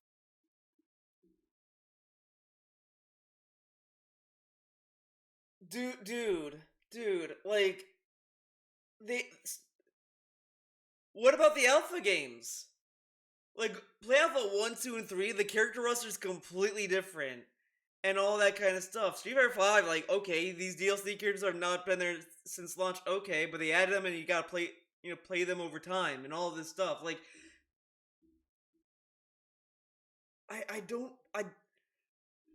this is a really stupid point that is very specific. Like, if he has that issue, fine, but it's really not like a big moment that is gonna make you be like, oh, he has a point. Fucking paid. So you're telling me that I have to now take extra time for this character to develop because they already... Because the thing is that if you're buying a character like Ibuki, let's say, and you like Ibuki is your shit. Like, you loved Ibuki in 3rd Strike, you love her in 4, and you want to play her in 5.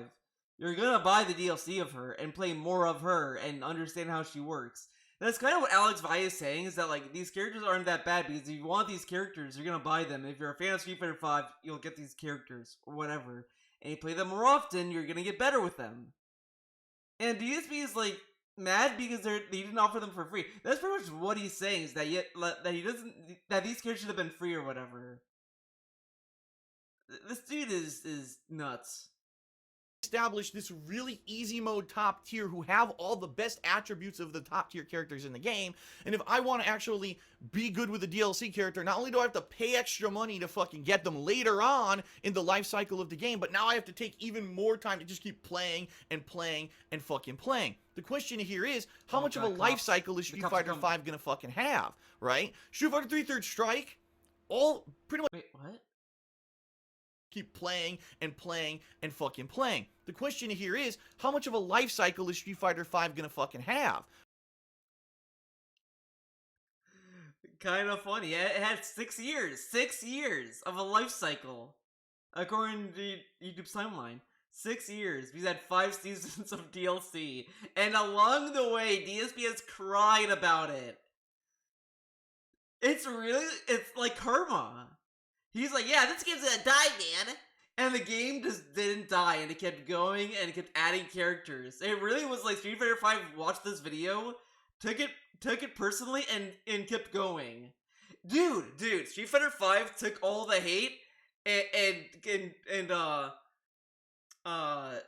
motivated itself to continue or whatever the fuck.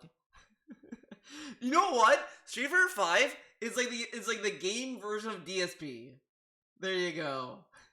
Right? Street Fighter 3 3rd Strike all pretty much died in the late 90s, early 2000s. It went away. It was always a game that was played as a side game in tournaments. And it was only after like 8 years of people playing this as a side game that they found out, oh my god, these other characters can be played at a top tournament level too. Are we going to be playing Street Fighter 5 for 8 fucking years? Of course we're not. Oh. That's a preposterous statement. I guess he's technically right. Because it's 6 years old, and Street Fighter 6 is coming out next year, so that is definitely gonna kill Street Fighter 5, dude. So yeah, I guess people are gonna be done with Street Fighter 5, man. And yet, it's still ironic, right? This dude is saying this as he runs to fucking boomer collections of fighting games. It is so funny to me that he's yelling and crying how people are not gonna play Street Fighter 5 because it's old, as he plays older games. It's a preposterous notion. Street Fighter 4... And yet, you know what? It's dumb because there's people who still play old-ass games anyway. There's like 40 players who still play Guilty Gear, XN, whatever the fuck, XN Core. That still has a community. Skull fucking Girls still has a community. That still gets players, sometimes. Those characters, Seth and Sea Viper, they were already found to be good within the first year. We're 7 months into the life cycle of Street Fighter 5, and we haven't found really viable contenders who can blow through that top tier of the Street Fighter 5 character list yet. So I call bullshit. This statement down here is bullshit. How do you know this that? is not comparable in Street Fighter 5 situation to previous Street Fighter games. It's a completely different situation. It's complete bullshit. Yes, it is true that if we just sat there and played the same version of Street Fighter 5 over and over and over for the next several years, maybe some of the mid-tiers will find some kind of a strategy that they can actually compete with the top tiers, but it's not going to be like that. And Capcom has already announced that probably once a year they're going to tweak the game. There won't be like a Super Street Fighter 5 or an Ultra Street Fighter 5. Instead, they're going to tweak it. So why next year they're just going to tweak it anyway? So why even spend time playing the mid-tier characters when you know Capcom's going to patch the fucking game next year and probably change it all? So guess what? Vi's statement completely invalid. It's makes kinda no dumb fucking he says sense. this because It doesn't that's even every apply fighting to game this now. situation. Whatever. Let's talk about some other things that are major criticisms your of Street Fighter V that people are just like writing off and saying, oh, that's not a valid criticism and how dare you, it's a good competitive game. One of the major criticisms of Street Fighter V from the get-go has been that it didn't feel like the other Street Fighters and no one could really put their finger on it until a few months ago when it was announced, oh, Street Fighter V has 8 frames of in-game input lag, meaning it's actually has the most designed months ago when it was announced, oh, Street Fighter V has 8 Not even frames like a of specific in-game thing. input lag, Feels meaning bad. it's actually has the most designed input lag in it than any competitive Street Fighter game up to now. Okay? What that means is when you press your button, it doesn't react immediately. There's installed 8 frames between when you press this and when that thing actually will happen on your television screen. And it's bigger than any other game. Now, a lot of people are up in arms about this. In particular, a lot of competitive people and also some, mainstream gamers. They're like, you're telling me if someone jumps at me and in Street Fighter 4, I can do an anti-air move faster than I could ever do it in Street Fighter 5 because of the input lag. The answer is yes. You will get better reactions in any other Street Fighter game than in Street Fighter 5, period. It's just that simple. Now, the competitive fighting game community who are so into Street Fighter 5 and needed to succeed have made all these fucking excuses up. In fact, here's another headline, straight from the front page of EventHubs.com from the other day. Oh, L.I. Joe to the Street Fighter 5 community. The game's input lag was clearly intentional, so stop whining about it. That is... And if you read the article, it's about how he was on some show. Okay, I'll give DSP this one. That is a very stupid thing to say. The input lag was intentional. Stop whining. Unless he was joking. Maybe he was you know what would be funny if this was just a shitpost thing, and and people take it seriously. Podcast, and he was basically saying, well, didn't you see that in the actual gameplay of Street Fighter 5 that some of the moves have longer frames than in any other Street Fighter before, like active frames. So in one Street Fighter you'd press jab and it would be out there. In Street Fighter 5 you press jab and it goes out there and lasts longer. All right, okay, and what does that prove? I'll tell you what it proves. It proves that the game developers are fucking hacks and made a worse version of Street Fighter than all the others. Just because you're making a justification for more delay doesn't mean it's better than previous Street Fighter games. It actually means at its innate core that it's worse. In any competitive situation, you need to have the fastest possible reaction. Why don't you go ask a basketball player who, when someone's coming at you and they're going to steal, we're just gonna skip ahead. Logic that he's spent way too much time on this. Makes a game worse. This is honestly look how compare this to when he was talking about Alex Vaille's quote. He went through that pretty quickly, kinda, but here he's lingering on it because this is an easy thing to be like. This is dumb. If you can't react fast enough to something happening in a competitive environment, you are at a disadvantage. Street Fighter V is that game. In fact, I will tell you, I grew up with Super Street Fighter 2 Turbo being my competitive game in arcades, okay? There's no way that someone who's only played Street Fighter V could jump into Super Street Fighter 2 Turbo and ever fucking play it at a competitive level because that game is fucking delayed. It's that simple. You could not go back to the games that need better hand-eye coordination, better and faster reaction. I thought you said Super Turbo had a lot of delay. I was like, what? Slow. And that's a sad fact. Street Fighter V plays slow. When you get a quote like this, oh, stop whining about it because it's just in there and, the game is designed for bullshit. Call it what it is. Terrible. Be remedied by spinning it your way and just telling people not to fucking whine. Okay. Echelon of the best fighting game developers. If they develop a fighting game that's not as good as the previous one, God, he's still talking about this. As a gamer, have a right to fucking complete a better game. Dude, this is frustrating to hear. He's telling you constantly, you have the right to complain. You have the right to complain. Okay, we get it, Phil. We get it. Just go back even further. Oh, well, they were okay with the 8 frames. Give them fucking 10 now because it's a my God. Game is make it even worse. That's what's going to happen. No, you have to demand something as its previous iterations. It's ridiculous, and it's so fucking irresponsible to say shit like that to... So, you know what's kind of funny? He's saying, oh, this is irresponsible. It's going to lead to bad business practices and all this stuff. Capcom has fixed the frame delay in Street Fighter V. They reduced it.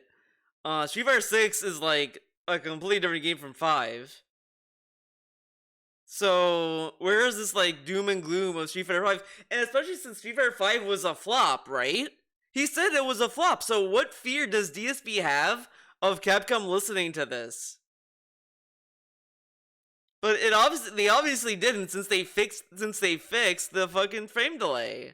Fan base or a viewer base who may not understand the game at a competitive level, that's a dangerous fucking statement to make. Now, I have a picture to show everyone, alright? It's pretty funny, I'm gonna admit. It's pretty funny. I found this morning on Twitter. Actually, one of my viewers tweeted it to me, and he had found it from someone else who had tweeted it, and no one knows who had originally created it, so I wish I could give credit to whoever originally created this picture. I can't, but this is hilariously common things that the competitive, my hand is not in the right place, competitive fighting game community are saying in defense of Street Fighter 5 so that you won't think it sucks and you'll keep playing it. Let's go from upper left to bottom right in order, left to right. We've got, the devs intentionally made it this way. I'm glad DSP is reading this. Devs intentionally made a bad game of the resolution. No, if they did do it, it's because they're bad game developers, not because they wanted a slow, delayed game. It's because they're fucking hacks. I mean, it's not like they had multiple online betas and shit that didn't work to prove that, right? This dude is let's see, next over. You're just a Third Strike, a Street Fighter 4 fanboy. Yes, I'm a fan of good games. This really comes off as like a psychotic breakdown. Like a dude is just yelling at someone else about it's like he got mad and like he's like having an argument. And then he's like telling someone else about the argument. Like, oh my god, guys, like he said this, and I said that. Oh my god. And he keeps doing this, like, oh my god, this is fucking crazy. He should do more vids like this, man. Top players aren't having any problems. I've already explained. Top players are playing the living fuck out of the game to make money, to get their sponsorships, to keep their live streams going, to keep having the money roll. This kind of makes what he just did before this one when he was like this. It looked like he had a very long neck, like it was photoshopped. Already explained. Top players are playing the living fuck out of the game to make money, to get their sponsorships. You see this? Yeah. This looks like he was photoshopped in. It looks so weird. I'm screen capping this. This is like the weirdest angle I've seen from this guy in ever. To keep their live streams going, to keep having the money roll in. And wait, the other one's playing. Top players are playing the living fuck out of the game to make money, to get their sponsorships, to keep their live streams.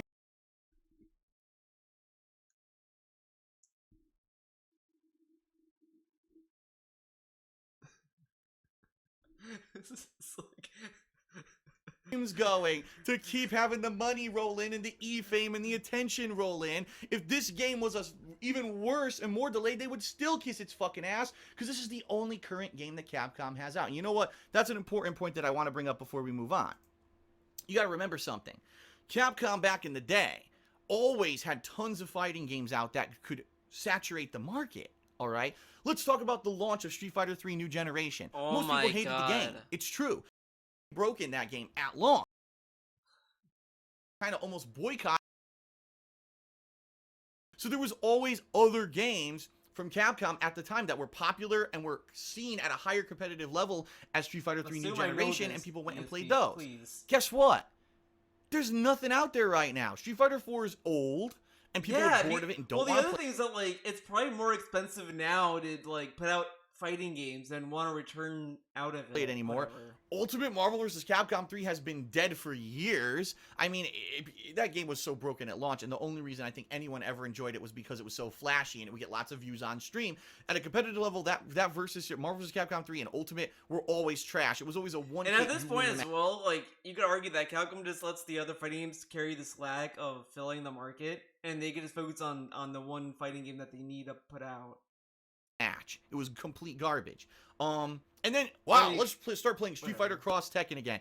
Oops, I shouldn't have mentioned the taboo game, right? So let's just ignore all the... Capcom has nothing that can be played right now at a competitive level besides Street Fighter V.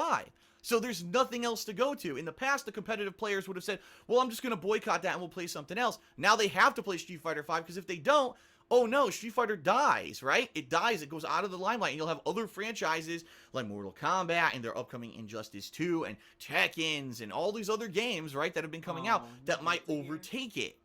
And they don't want that because the Street Fighter is their bread and butter, right? Now, in addition to that, it's hilarious because some of these same players... I don't get why DSP thinks that these people, like, desperately need Street Fighter. Like, why are they so, like, dependent on Street Fighter itself? I guess it's brand recognition, but, like, I don't think these people, like, care. If you're doing fighting game stuff, like, I don't think you worry about that, you know? Who are saying, oh, you know, top players aren't having any problems. And you know what's kind of funny? That he did a video about Street Fighter V, like this, right? But he has been quiet about DNF Duel. DNF Duel got memed the hardest. Like, talk about funny, right? All these content creators and streamers and whatever legit like was pushing DNF Duel. Like, DNF Duel, man, it's gonna be great. It's gonna like be cool, man. The game comes out and it died in like a week, and it got one patch that barely did anything. I've never seen a game die that fast. It's kind of sad, kind of. I'm sure there are people playing DNF Duel. I'm not gonna be super toxic and say it's dead, but like, you know, like look at it, man. Because I saw all of these people like dog on like all these YouTubers like, yeah, man, I've seen a YouTuber push this game and then it just died and they walked away from it and moved on. These same top players who have no problems with Street Fighter V previously boycotted games. Let's talk real, all right? Let's go back to the Evo that I got 4th place at, all right? In Super Street Fighter 2 Turbo. Let's go back. And you don't believe me, go fucking look at Evo results. I got 4th place in Super Street Fighter 2 Turbo, and the top 3 placers were Japanese players. I was the best American player at Super Street Fighter 2 Turbo at that Evo, alright? But that version of the game was the PlayStation 1 version, and all the top Super Turbo players said, that version is inferior, it's not the same, the properties of moves are different, the input delay is different. Look how mad he is about fucking, like, about this, and you look at him now, he's like, I said to piss them off, man, but he's so pissed that people don't care about the PS1 We're version. boycotting, and there were players, including Alex Valle, who's defending Street Fighter V now, who boycotted Evo that year and did not play in Super Street Fighter 2 Turbo. Now, look at Alex Valle's post, by the way. He's saying that he's defending Street Fighter V, but all he's really saying is that we don't know about the tier system, whatever the fuck, the tiers of Street Fighter V yet. That's all he said. He didn't say it's a great game and whatever. He just explained like, yeah, we don't know yet. We have to keep playing. And that's pretty much it, but whatever. He thought it was an inferior game and they were not going to play that year. Oh, but now, there's nothing else to play now, so now he can't boycott it, right? Because his whole business and everything rides on fighting games. Oh, isn't it funny how a few years later things change, huh? Such controversy, such hypocrisy from these fucking people, to be quite honest. All right, let's go back to the list. How about, the past games were needlessly difficult. Oh, no, what you mean is, the past games, these fucking people, to be quite honest. All right, let's go back to the list. How about, the past games were needlessly difficult. Oh, no, what you mean is, the past games needed to have a certain established skill level for you to be good at them. You actually had to practice and play and get at a higher level in order to actually progress in them. This game, you just want every Joe Splamoni to just play it for fucking hours, find the abusive characters who have the best properties, like I said, the invincible reversals and just blow through everything. Bullshit. That's a bad rationality. Nobody needs single-player content in a fighting game. Well, guess what? I think sales numbers differ. I think everything. Bullshit. That's a bad rationality. Nobody needs single-player content in a fighting game. Well, guess what? I think sales numbers differ. I think gamers do want single-player content, and the game would have fucking sold if it had it, you numbnuts. Be grateful that Capcom listens to their fans. Oh, my God. This is a good one. And the Well, reason I gotta laugh at this They one, did kind of listen. they're They released fans? What? They're fans? They're No, fans. no. Fans. Capcom listened to the competitive fighting game community. And they're not fans. They can't be fans. You know, that community that compromises about maybe 20% of the fucking market. Compromises. You know, What? Street Fighter 4, if you look at the sales numbers, how many people who actually bought Street Fighter 4 went on to play that game at a competitive level? Now, I realize that what I'm saying is hypocritical to my past, and I will admit, in the past, I was wrong. When I was in the competitive fighting game community, all I cared about was the competitive fighting game community. I did not have the ability to see This from is outside my really little bubble, weird. and I thought everything should be catered to the competitive players. They were the only ones that mattered. But the bottom line is, this is business. But these people are playing the game the most. So wouldn't it be cool that the game developer is focusing on the people who are playing the game the most? Like this, that's what's weird. Like this is like been a debate about all these other games. Like, oh, they're doing this to please people that are not playing the game at all. Like that's why they're doing that, man. And it's like, I mean, I'm like yes and no on that. Like, sure, there's some changes that it's like they're like pointless in the grand scheme of things. I agree with that, but there are also times where the game just wants to, a developer wants to make a game that's just accessible and just wants to like get more people involved. Whatever, you know what I mean? But yeah, like if Capcom's listening to the fans to do Street Fighter 5, then that's what they're listening to. Okay.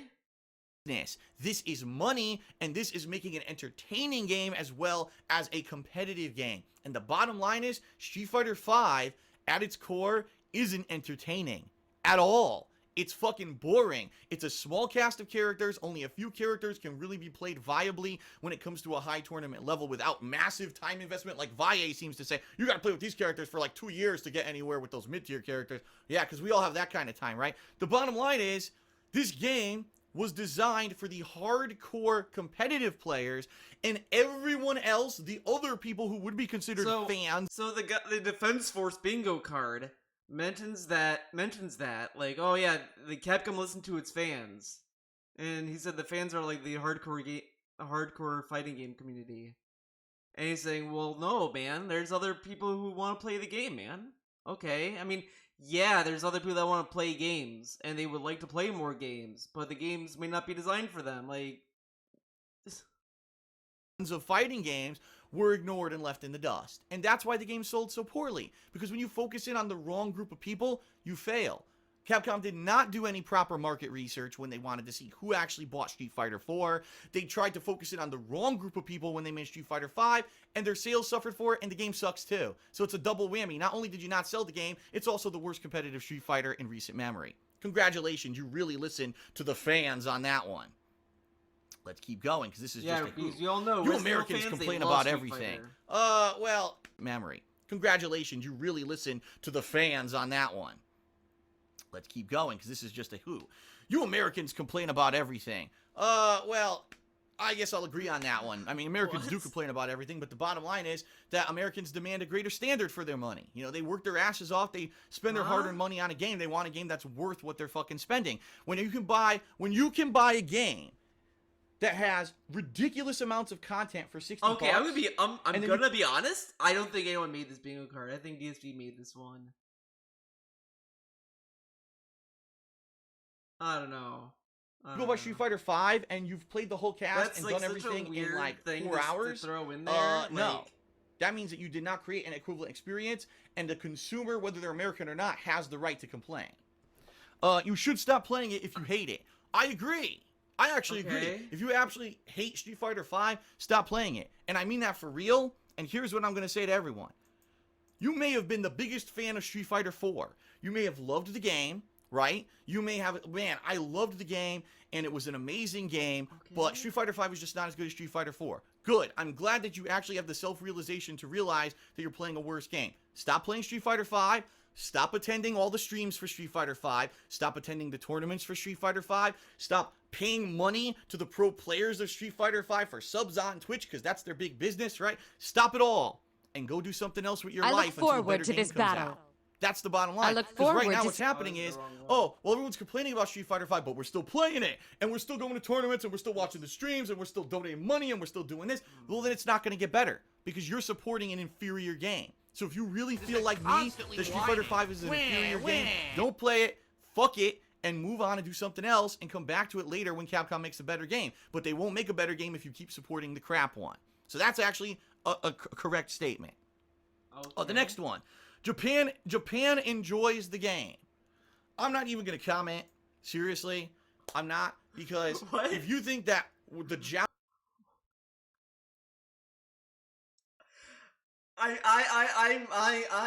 I'm floored with everything about this right now. Japan likes the game. I'm not gonna talk about this one. But I want DSP to talk about it. I'm confused. What does that mean? What does that have to do with anything? What does that have to do with defending Street Fighter 5? I don't Japanese know. do is like the end-all be-all of everything on the... I'm not even going to comment. Seriously, I'm not, because if you think that what the Japanese do is like... He over-explains everything, but that he won't explain. He won't tell us what this means.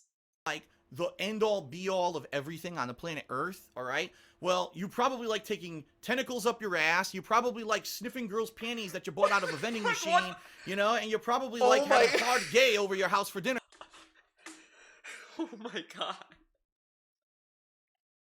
Denied. Stop this! I haven't had sex in ages. Obviously.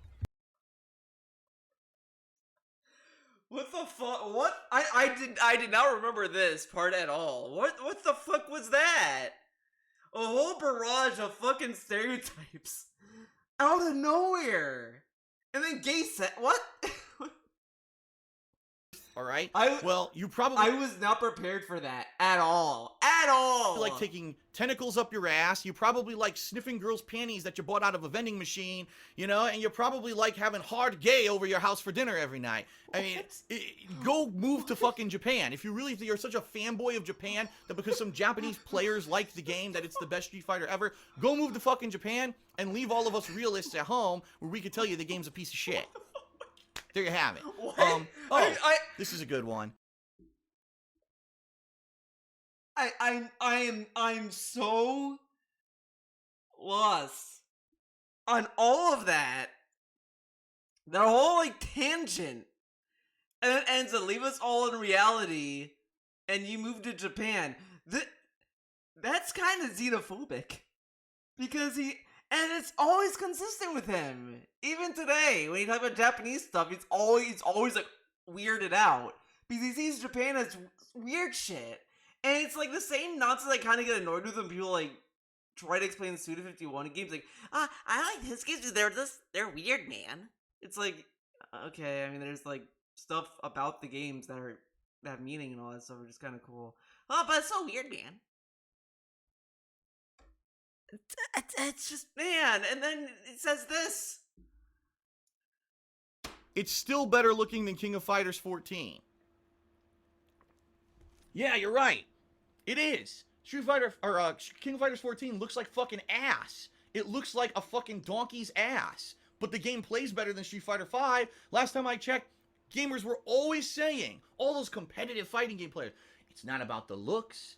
It's not about all the flash and the fancy. It's about the quality of the gameplay. That's what everyone always said over the years.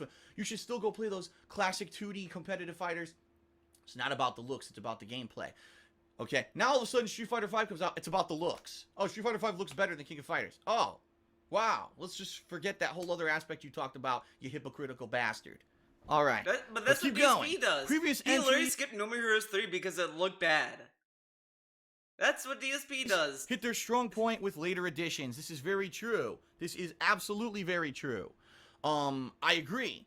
And, you know, like I already said, games like Street Fighter 3 sucked at launch, right? It really did. Street Fighter 3 New Generation was terrible. Street Fighter 4 had one incredibly overpowered character at launch. The difference here is, again, there were other games to play. When Street Fighter 3 was out and everyone didn't like it, they went and played the other Capcom games. When Street Fighter 4 was out, yes, it was a reinvigoration, and even though Sagat seemed to be the best character in the game, people Okay. the characters, and eventually, yes, the Sea Vipers and the Sets Well, let's move on. Super Street Fighter, and it changed everything, right? Okay, let's keep going. This is great. I love this. I love this. Street Fighter 5 values But they footsie. didn't really explain how that's bad for Street Fighter 5, because Street Fighter 5 got other additions that made the game better. Oh, okay. He's above all else. Well, that's true. The most... What? Okay, let's keep going. This is great. I love this. Street Fighter 5 values footsies above all else. Well, that's true. The most delayed footsies ever in a fighting game, the most unreactionary footsies ever in a fighting game, Dude, and footsies you... this complaint is different than what he said today about Street Fighter 5. Oh, his pattern, there's no footsies, this and that. His issues with Street Fighter 5 is that it's delayed, pretty much. Then when that got fixed, he then switched into, oh, his pattern play. Which is like, it feels like a blanket criticism at this point. This dude, man, you know. Can't really do anything about because your inputs are so delayed. So in other games, if people just mashed high priority footsies, they would get punished. In Street Fighter 5, you just do the high priority footsie and you get away with it because no one can do jack diddly shit because the game's so fucking delayed with the input lag. So you just gave another reason why the game's bad. I love this. I love Free this. space, insert your own bullshit reason right in the middle there for why this game fucking is good because it's fucking shit. Street Fighter is as popular as ever right now. I've already explained. The bottom line is this. Because of the streaming era, because of the internet hype era, right? That made it popular, and then supplemental games that built up hype like Marvel vs. Capcom and Ultimate Marvel vs. Capcom 3. Street Fighter 5 has to hold that title, alright?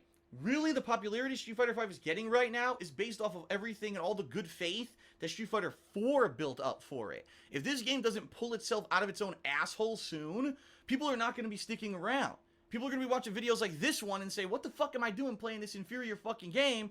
I could do better things with my time, and that's what people should be doing. Yeah, Street Fighter's popular because the pro players, the only people who hate it are people who played it at a semi-competitive level or trying to understand it at a competitive level and innately know it sucks. You know what I mean? Like, oh, well, you're bad at it. No, what that means is I didn't waste my fucking time to adapt to a delayed fucking game so that I could play your are bad at the game. Yeah, Street Fighter's popular because the pro players play the fuck out of it and say it's the best game ever when it's not because they're I wanna hear liars. this one. Holy shit. The only people who hate it are bad at the game. Ha ha ha ha. Wrong. The only people who hate it are people who played it at a semi-competitive level or trying to understand it at a competitive level and innately know it sucks. You know what I mean? Like, oh, well, you're bad at it. No, what that means is I didn't waste my fucking time to adapt to a delayed He didn't learn the game. He never learned crush counters. And he's telling us, well, I didn't waste my time learning it. fucking game so that I could play your delayed game at a competitive level. He's I've never- got far better things to do. I actually said earlier this year that if Street Fighter 5 caught on and like I liked it as much as I like Super Street Fighter 2 Turbo, I would play it at a competitive level. I would give it a shot. After a couple of months, I knew that wasn't the case. I knew there was just something up with this game. And then when the 8 frames of input delay were announced, I was like, I knew it all along. There was something different There about we this fucking go. game that I can't play it like Super. There we go. You see? He even kind of said what I said but in like a roundabout way. But yeah, once he knew about the 8-frame delay, that's when he was like, yeah, this game is trash. But before he loved it. Turbo, and that's what it is. So fuck that. That is the worst reason people who hate it are bad at the game. Yeah, because they didn't bother to waste their time like you fucking jabronis to make a buck playing it. They don't care about bad fucking games.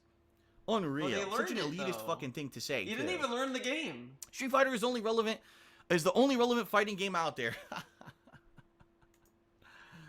And again, DSP might sound hypocritical. DSP literally made that point though. They must keep this game alive, man. They have to keep it alive. But now it's not relevant Coming anymore? from me, but I realize now that me in the past and me in the present are two very different people. There's so many other games out there. Games that don't even get credit. Skullgirls, Yeah, that's right. Damn right. And it got DLC, and Black Dahlia's coming out. So, yeah, thank you. Yeah, exactly. give credit to Skullgirls. It's still holding it down. It got DLC coming. Marie's coming next year. So it's still getting characters and maps. It's getting more maps in the DLC than Guilty Gear, baby. Guilty Gear series, the Blast Blue or Yeah, the Blaze Guilty Blue, Gear. whatever series, all very valid fighting games that don't get a lot of attention. King of Fighters 14 was just released. That game got like no hype and no attention. That game's fucking far better as a competitive fighting game, just built on the engine that Street Fighter 5 is. But these games don't get that attention. Because Street Fighter 5 is synonymous with Capcom, the well-known top game developer for fighting games. They get all the hype and the bullshit, right? Silly, Why? though. I mean, yeah, he made a point with Skullgirls. I do agree with that because it is an indie fighter. An indie fighter never really stands a chance. In all reality, like meme aside, I everyone memes about me loving Skullgirls, all that, but it's an indie fighter. Like, of course, it's not gonna stand up to like Dragon Ball, Guilty Gear, Street Fighter, or anything. It has no hope of doing that.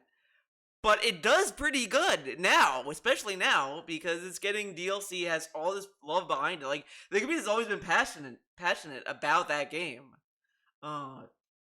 So there's that. I mean, it's an indie game. But Guilty Gear is pretty big. Like, Guilty Gear, like, when Strive came out, that sold a lot, and people still play that game, and it's only got hyped about the next character. I mean, now people are kind of moving back to Revelator, because it's the superior game, but I like Strive too. I'm not the kind of guy, I don't want to be like, oh, Strive sucks because it's new, man, and it does this.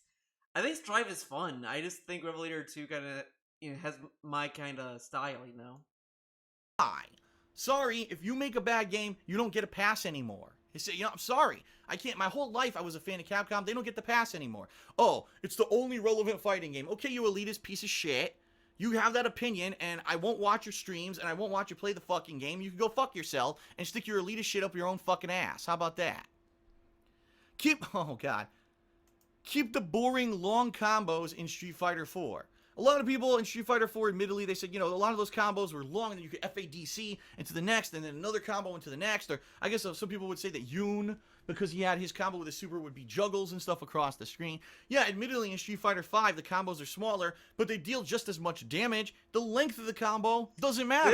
This dude says this, but he loves Super Turbo that has the same kind of nonsense, kinda.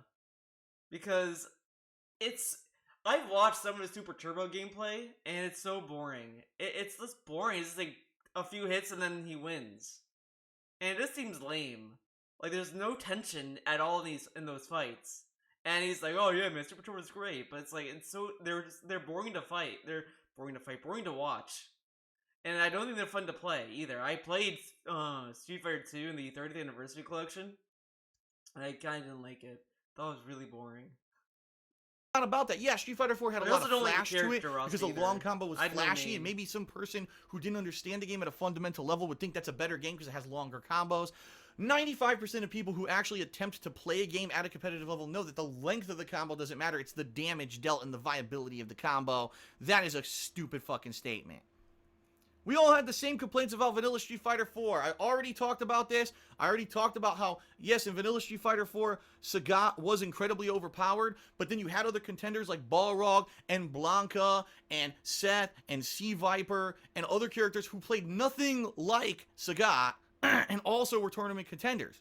Okay. Right now, the upper echelon of Street Fighter 5, all are the same style of character. Imagine if Street Fighter 4 had 3 versions of Sagat as the top 3. And then everyone else, under. That's basically what Street Fighter 5 is right now. Completely different situation.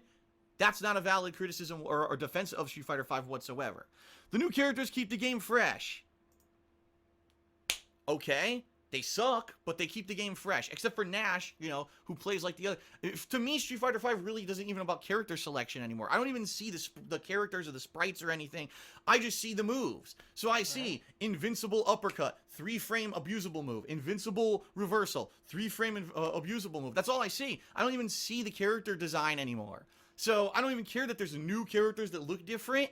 Fine. Okay, maybe for the first week that's something to keep you interested, but then it becomes down to the nitty-gritty of the fundamentals of the gameplay, not because there's new characters. Another stupid statement. Stupid statement. Street Fighter 5 is an honest game.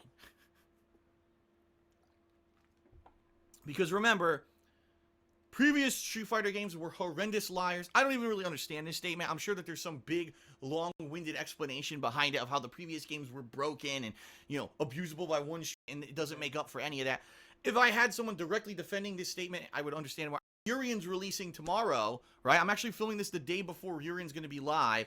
So I guess because Urian's released tomorrow, that's the official game, right? So tomorrow if I play it and there's still 8 frames of input lag, and all those characters that don't have the invincibility and the 3-frame moves still suck, whatever. I could complain then, right? Because it's finished. But no, they'll say, well, no, it's going to be tweaked next year, too. It's going to have even more updates next year. It'll be different. You know, that's the thing. They'll never say that it's done, because since they're not going to sell Super Street Fighter 2, or Super Street Fighter 5, or Ultra Street Fighter 5, it's never done. It's always an ongoing work in progress, so you can never complain. Get the fuck out of here. But you say that What about a Street terrible Fighter 2, defense. then 8 whatever. frames is not a big deal. Fuck you.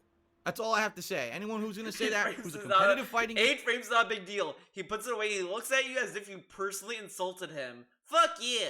player, and you're going to tell me 8 frames of input delay, the most input delay of any game. Idiots. Street Fighter 5 had more stream views than Street Fighter 4. Already explained this. It's because of all the good-natured hype and It's love kind of of the dumb. Street Fighter I games. kind of think it's really stupid when people bring up stream views, though. I kind of dog on on a dude about this. because the thing is that like people watch what they watch, and like Dragon Ball Fighters, Dragon Ball is a big franchise. Like you can't really tell me that Dragon Ball is like tiny, versus Skullgirls, who that's literally an indie developer, an indie game. Yeah, no shit, Dragon Ball Fighters is gonna like bring in thousands, while Skullgirls gets like 2. And also, like, it's an Arc System game. Arc System is also an established company, unlike previously known as Lab Zero and now like Future Game Dev, whatever. But yeah, the comparison like with that kind of stuff is kind of dumb. Like, yeah, of course the newer shit's gonna get the most views, or the most known shit's gonna get the most views.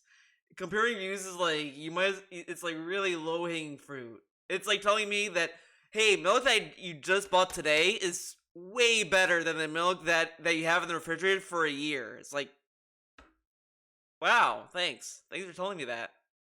That built up with Street Fighter 4, that got this community as big as it is, that got people to go to EVO and register for Street Fighter 5, the good faith of the pro players who are claiming this game is great. Basically what you've got is a small group of great players pulling the wool over the eyes of the masses who follow them because they really like the feeling of being in a fun and competitive community, and it's bullshit. So, wait, what? a small group of great players pulling the wool over the eyes of the masses who follow them because they really like the feeling of being in a fun and competitive community, and it's bullshit. So, I know what he guess means. what? If you watch Street Fighter 5 at EVO, good for you. Good for you watched you. the most inferior version of Street Fighter ever, and I feel bad for you because you basically did watch a real piece of crap. It would be like, But what if you know, what if that gets him you into could have better seen games? Like I Citizen- literally got into Street Fighter 3, Street Fighter 4, and I love Alpha 3. Figure that one Kane, out. but instead you watched the Ghostbusters remake, and it's like, Oh god. But everyone says, or you know what, I'm gonna go back on that because that was a bad comparison. Citizen Kane is no Ghostbusters. The original Ghostbusters to the Ghostbusters remake, okay? Well, they're both called Ghostbusters, so they both must really be good. And let's face it, the hype back in the 1980s when Ghostbusters 1 was released isn't as Okay, enough of the boomer comparison, we get it. probably really like Street Fighter 5. It's the same fucking deal. It's a piece of shit. All right. What's the last one here? Because this is good. Oh, LOL Guilty Gear. Because we all know that because these games have these anime-like characters and don't have the PR or the budget or the marketing of Street Fighter that they're no good, right? Yeah, I really doubt that DSP didn't make this. Or at least a DSP fan made this. Because who the fuck says LOL Guilty Gear in the FGC? Dude, you know how many people were like happy that Revelator 2 got like fucking rollback? And they made this a LOL Guilty Gear. That's yeah, there's no way someone made this that plays fighting games. Because Guilty Gear is a beloved franchise, dude. Yeah, whatever you say. And then lastly, the game is perfectly But I want to hear this though. because these games have these anime-like characters. Why does and continuing with the DSP tradition, why is anime style, whatever, looked down upon from him. Like he looks down on it. Like oh, this is done in anime style. Oh no, man. Like why does he have that kind of connotation to it? I can understand if his only like reference of anime is hentai. Like if that's all he knows of anime is just hentai. Okay, I get it. But I mean, he watched fucking Dragon Ball Z. Unless he watched Dragon Moon X. I hope he didn't. I mean, that's Dragon Ball Moon X. I think I don't remember. It was I know a kid in school that showed me that. I was like, what the fuck? Whoa. And don't have the PR or the budget or the marketing of Street Fighter that they're no good, right? Yeah, whatever you say. And then lastly, the game is perfectly balanced. Fuck you. That's actually factually and logically incorrect just from a competitive standpoint. That bingo at most seems like a shit post. So we just went through. I kind of feel like that was done as a shit post and DSP took it seriously. The Street Fighter V Defense Force bingo and literally ripped apart every defense that a pro fighting game player could give this fucking game. I'm going to end it like this. All right? Okay, all right. And end it like this. As a lifetime Street Fighter fan, someone who's played this game at a competitive level, every version of the game, now I've never been a top tournament contender in anything but Super Street Fighter 2 Turbo, admittedly. But I've been around the block and I probably have more fighting game experience than 99% of my viewer base. The bottom line is this. Don't be fooled by people who are using you. All right? Just don't. Because that's literally what I'm seeing. Don't be fooled unless you watch DSP. Stuff like this, with stuff like this, and with stuff like this. I see a desperate competitive fighting game community who need to keep people on their streams, who need to keep people paying them money on Twitch to watch them play these games, and they need to keep their fucking sponsorships for their joysticks. Yeah, baby, keep that money rolling in, because the bottom line is, if this game dies out and dries up, well, Capcom doesn't have plans to make another one, so I can't do this for a living anymore. And that is what's happening, all right? They're pulling the wool over your fucking eyes. That's right? There are what people happened. out there I agree. who don't rely on that as a living. And they probably will tell you the truth. I'm one of them. I don't know if anyone else has the balls to step up and say, listen, this game is not good. These people are kissing its ass. The balls to step up. Yeah, man. The people who hate Street Fighter 5, they were persecuted, man. They had to run off the internet. They got ran off like everyone else. If you tweeted Street Fighter 5 sucks, you would get like 100 mentions saying, this guy thinks Street Fighter 5 sucks, man. Get him. And they had to leave, dude. You know, it's very dishonest, and it's absolutely ridiculous. It is. It is. The bottom line is this. When you see a statement like this, and you're being told by a pro player, they're guilt-tripping you for legitimately criticizing. So, he's saying that he's guilt-tripping, but he isn't, dude. Because he just says stop whining. Stop whining! This is not guilt-tripping. But when people call DSP guilt-tripping his fans by saying, guys, I don't have enough money for bills, man. That's not guilt-tripping. That's stating facts, dude. Criticizing a fighting game. You have to look at that. And you have to say, does that person respect me? They're guilt-tripping me. For asking for something better just because this game developer has made something better in the past, and this isn't up to the expectations they've built off of their own track record, right? That guilt trip is the ultimate disrespect to you. And if you see that shit, that's when you know, fuck that. Run. You don't want to be a part of that. You don't want to be a part of that scam, that hustle, whatever the fuck they want to call it. That's fucking bullshit. When you're being told you don't have the legitimate right to criticize something because shame on you, you should just like it because it's fucking Street Fighter. Oh my god, like what? Yeah, that's like the most closed-minded, crazy, fucking cultish kind of fucking mindset I've ever heard in my entire life. There it is. And it's insane. I almost thought he wasn't gonna say it. The bottom line is, I'm not going back to the competitive Street Fighter community. I'm not. I'm never going back. You're not going to see me at EVO playing at a high level. I've got other things in my life going on that are far more important. I don't care if I get blacklisted and banned and everyone talks shit about DSP and, oh god, that video he made was so scathing to the fighting game. Bruh, he says this, but a dude made a tweet calling him irrelevant and he cried about it. And he's telling us he doesn't care if they blackball him and make fun of him. A dude made fun of him. Guys, a dude's called me irrelevant on Twitter, man. It's such a terrible day. Oh my god. Man. Community and all that. I don't give a flaming fuck. Street Fighter V sucks. It's nowhere near as good as previous Street Fighter games.